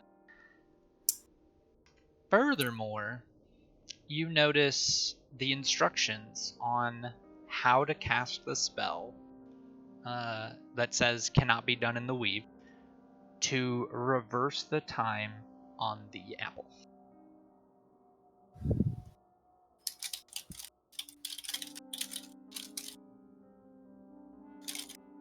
Oh, shit. Okay, Mistra's not gonna like this. I think. If I find that spell, I'll try to draw from my Mistra's mark to bring the apple back to its proper ripeness. You pull from yourself, trying to utilize the energy within your own divine self and the mark and all that's inside of you to try to cast this spell. And at first, it starts off as being sort of rudimentary. It sort of feels like second nature, like you've done this 1,000 times before in another life or something. And as you're casting it, you feel that the amount of energy you're going to need to pump into it needs a little bit more. You see it start to shift, going back in time, becoming more healthy, gaining freshness. The mold is going away, and then it kind of fades back to an old, crinkled up, dried up, decayed apple. Do you try it again? Oh, of course. You pump more energy into it. This consumes a 4th level spell slot. The first time it's just a 1st level. And you see it rapidly start to switch back, gaining all this bright red color. And then you don't have enough oomph to keep it, and it switches back once again. Damn. Do you try it again? I have to. Yeah, let me see. I have. Ooh, let's just go for the whole ham here. I'll try it at 7th level. At 7th level, you pump so much energy into this thing that it begins to emanate light, and as you finish casting the ability, it stays. The apple has been pulled backwards in time and now is full and healthy and ripe again. You can pick it up if you want to. Oh, of course. Yeah. I'll look at it, I'll hold it, kind of feel it, smell it, take a bite. You take a bite and it tastes delicious, like a fresh apple. And it stays healthy and fresh for the observable future. You just keep kind of looking at it, taking note. You see in the notes of the journal now, it says, too much energy. Where can I get the energy? I have some ideas.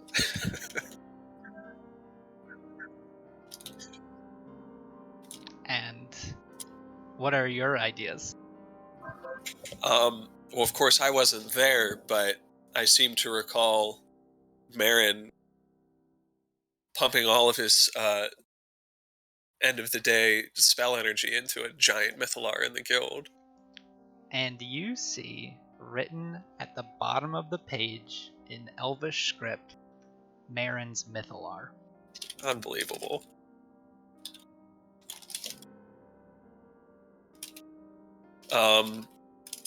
I won't need to take that page. Although, no, I will take it, and I'm gonna have a little chat with Marin upon my return to the guild. I'll take the apple too. You realize for the first time something curious. You actually never looked at the cover of this book. It's true, I didn't. When you flip it over and look, it simply says, engraved in very delicate Elvish script, Varel's journal.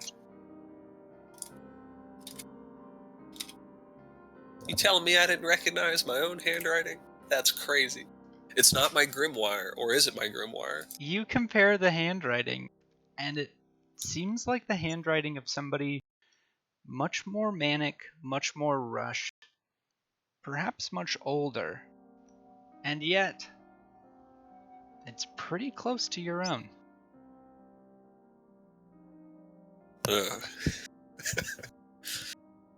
Varel and the man playing him get chills. And My you mind learn, is reading right now. you definitely learn the reality break spell, as Varel learns how to break his own reality. Leave it to a time wizard to teach himself something. And do you want to quick do the other thing we have prep? I mean, you're also in the tower, so I guess we can resolve that.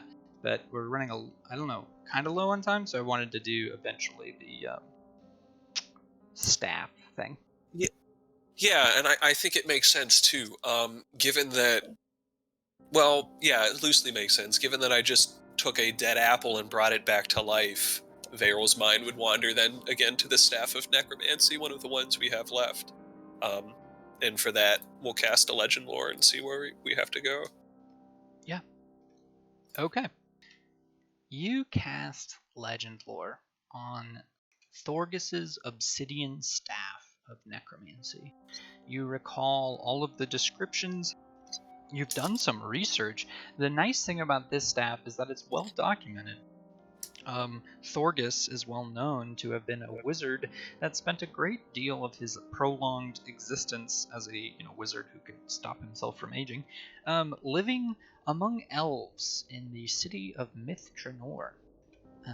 When he lived there, he ran into lots of people, and there were many discussions, philosophical and otherwise, about the importance and dangers of necromancy. And so, for that reason, he comes up often in books, arguing both ways on the issue. And because of that, you have a very good description. In fact, drawings have been made of Thorgis's staff. The connection between Thorgis's staff and the guild has never been made. One of the sort of tools Thorgis used was to sort of hide in plain sight.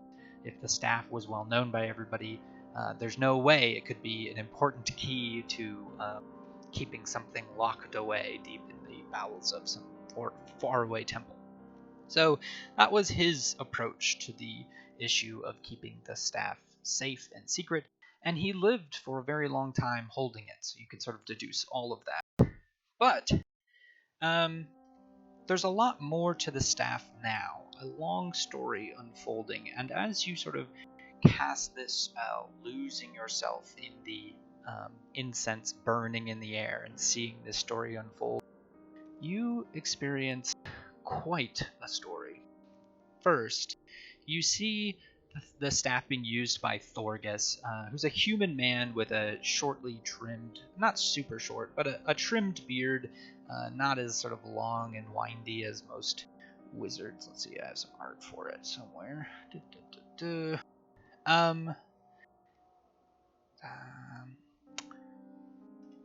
Well, I have a picture of him when he's older, which will help later. But imagine this, but with a brown beard.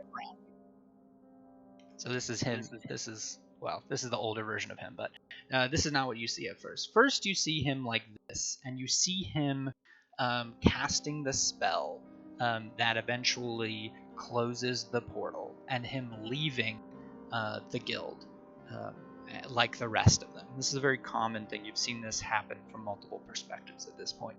You saw it when Aloshan did it, and I guess you didn't do it on the staff. You already knew about the staff before that, or sorry, the white staff. But this one, you see an obsidian staff with a reddish crystal in the top of it, and you see him exit his portal into a familiar-looking Netherese chamber. All of these chambers that are where the portal's exits are all sort of the same construction, same style. You see that he exits that chamber out into a very deep and tall ancient forest, where he walks alone for days until reaching the ancient city of Mithranor, an elvish city with giant spires that grew up into the trees, Many of the elvish houses were tied, and the architecture was related to those trees. And it's literally the most magnificent thing you've ever seen, even coming from the Isles that you are from, where you've seen sprawling elvish metropoli. This is even impressive to you. You notice that from the perspective of the staff, he's not treated super well by the elves. They don't seem to like him, but they also seem to respect him. And he sort of walks past them. And you see him sort of getting along okay with the elves in long discussions, hardly ever using the staff for magic or necromancy, sort of just using it as a walking stick as he moves around this major city. Cut to hundreds of years later, with this picture being the right one now, with his whitish beard. His life prolonged by magic, Thorgus has maintained a place of power among the elves of Myth Dranor. He's on several councils, he interacts with them on the regular, he's well respected, he even trains some elves in magic, and is well regarded as a member of the community. He lives in a very beautiful tower of his own, in a very ritzy part of the city. At some point later in these years, Myth Dranor comes to be under attack. Can you roll a history check for me to see if you know about this? Yes, indeed. There was a war where it's literally, they were called the Armies of Darkness. They descended upon the city of Dranor, or Myth Dranor, where a number of fiends and undead attacked the city and basically sacked it. Thorgus was among the wizards who defended it with his life. You can see him holding on to the staff up in his tower, resurrecting fallen comrades to the dismay and frustration of his elvish brethren, but his sort of desperate times call for desperate measures. Anyways, you see him carrying that out until eventually his tower crumbles all around him, his staff being sort of smashed and hidden amongst the rubble of this tower. And it kind of cuts to black as you stare at the staff for a long while as it's in that state. Until a couple of years later, when a undead hand seems to claw through the rubble and unearth the staff, pulling it out of the dirt and sort of carrying it in its hands across the street to a figure cloaked in darkness, red eyes peeking out from under the hood. Which, of course, Veyral wouldn't recognize, even though I do. Correct. The undead figure hands the staff over to the figure with red eyes, who responds, "He died defending elves, of all things. Elves." And he sort of shakes his head and grabs the staff. And you see him carry that staff to very far away. Deep into the city of Myth Dranor, you see him carry this staff down a flight of stairs, down deep into the ground, and eventually down deep under the city, where there are these ancient ruins, ancient elvish ruins, and there the staff stays for centuries in the hands of this cloaked figure who uses it to raise the dead scattered amongst the battlefields of Myth Dranor to do his own bidding. These undead rebuild ruins into an impressive fortress deep underneath Myth Dranor until eventually this figure sits amongst a throne, surrounded by undead servants who care for his every need. What a narcissist. Hundreds of years go by, and occasionally someone tries to break into these ruins searching for treasure, usually bands of adventurers, always meeting their end.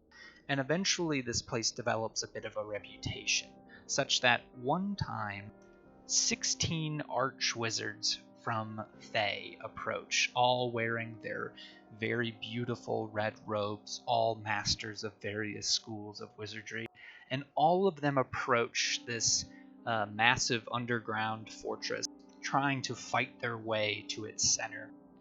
And by the time they get to this figure, all 16 are very tired, but they try to take on this figure. All of them but 2 die.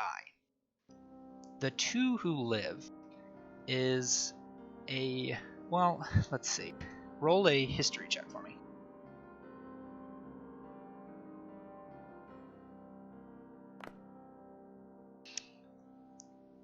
You recognize one of them, the more powerful of the 2 who lives, to be a fella named Zas Tam, known to be the current ruling leader of the Wizards of Thay in Thaymount. Basically, this guy is the highest ranking wizard and most powerful spellcaster in all of Thay, since it's sort of a meritocracy, and those who kill their way to the top end up being ruler. He is a he's a very young lich, so his body is slowly decaying, as you can see it from the perspective of the staff, and he wears the stereotypical red robes of Thay as he approaches and makes a deal with this dark figure. The deal is that, having impressed the dark figure, Zastam is allowed to live so long as he leaves his apprentice, a young wizard who shows promise but not necessarily as powerful as any of the other wizards who came along, as long as he leaves his apprentice behind, so that this dark figure has someone to train and interact with. He is free to go, and he's even free to take a powerful artifact back to Thay with him, which he does. The Red Lich and the hooded figure reach their deal. They trade the apprentice for a powerful magic items. They part ways, and the hooded figure trains this apprentice for many years. Together, they utilize the power of undeath to build a mighty fortress filled with beautifully carved spires, utilizing architectural techniques both old and new. Until one day the apprentice asks to leave, and when he does, the dark hooded figure tells him he is allowed to on 2 conditions. First condition is that he takes the staff with him. Second condition is that he closes a particular portal which has opened in the last few years following the spell plague, which has been spewing out fiendish monsters into the ruins of Myth Draenor.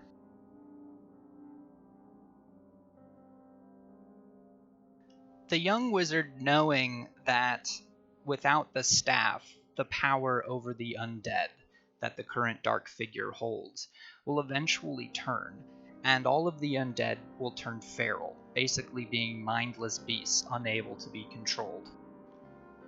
And yet, the dark figure agrees anyways, telling him, "It's not a prison if you don't want to leave," and handing him the staff. The young apprentice takes the staff, does as he's bid, closes the portal, and heads out into the forest, traveling very far away, happy to have reached success, but wanting to start a new life for himself, one creative, constructive, and good. This young apprentice begins to search for undead in abandoned battlefields of old, building a small contingent of skeletons, utilizing his own power and the power of the staff to build a small but very capable workforce. And from that, he builds an empire. hundreds of undead working countless hours, building and farming, constructing, and herding sheep.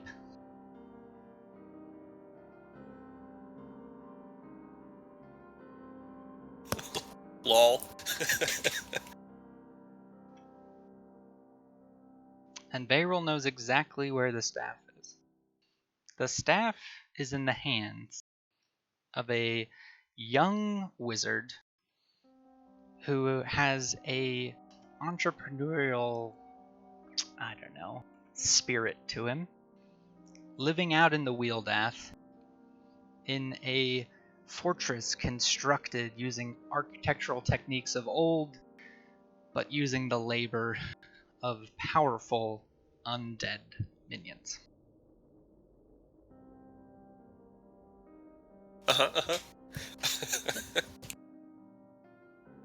Oh, and let me show you him. Oh, here's Zastam, the bad red necromancer lich, who had an apprentice and gave him away for a magic item.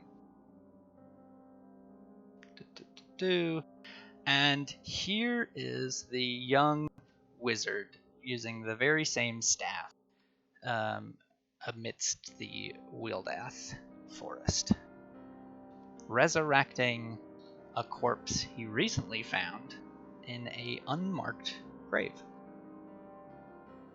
Ugh.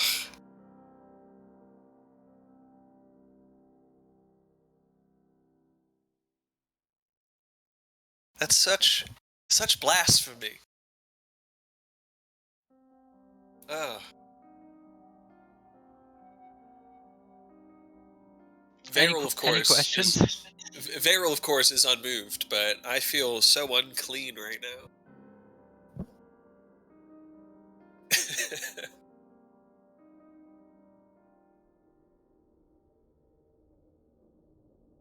All right. Well, any questions for wrapping up your arc? We'll let that marinate until next week and see what happens. Sure. It'll be a quick exit from here, though. Yeah, so next week we have to finish Damien's trip to Lurien, Isolde and Johaf beating up giants, and return to do a little bit more with Bosner and Terran. But then we can, start heading towards the end. Totally nutty. That was crazy. Is it all starting to make sense yet? Something like that, yeah. Or is it even more confusing? It's starting to feel like maybe it will make sense. I knew it. Damn it, bread. I'm like, I need to go back and watch every single session of this campaign. The thing is that bread was from before, so. Yeah, Brett Even doesn't so. show. Well, we did record the audio of those sessions, which I have listened to.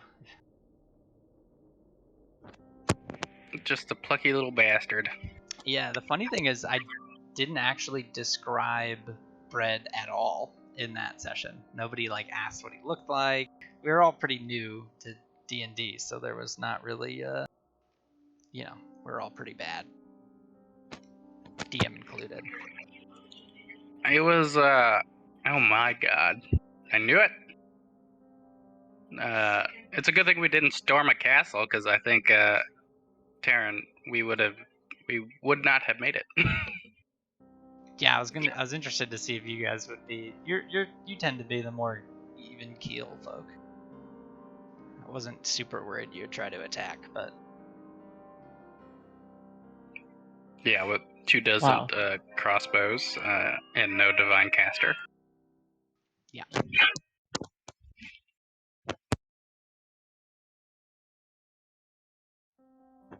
Oh man, it's all coming together.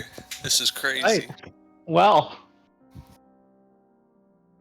And I think it'll all kind of come to a head next session. So get ready for that. Speaking of, what are we doing?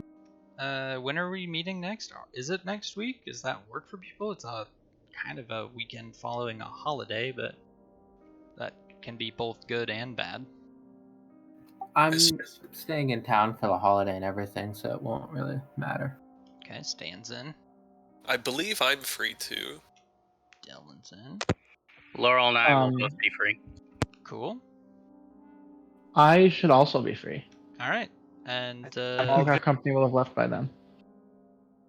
Tim is probably already left. Oh, there. No, I'm here, but I think I'm all good for next week.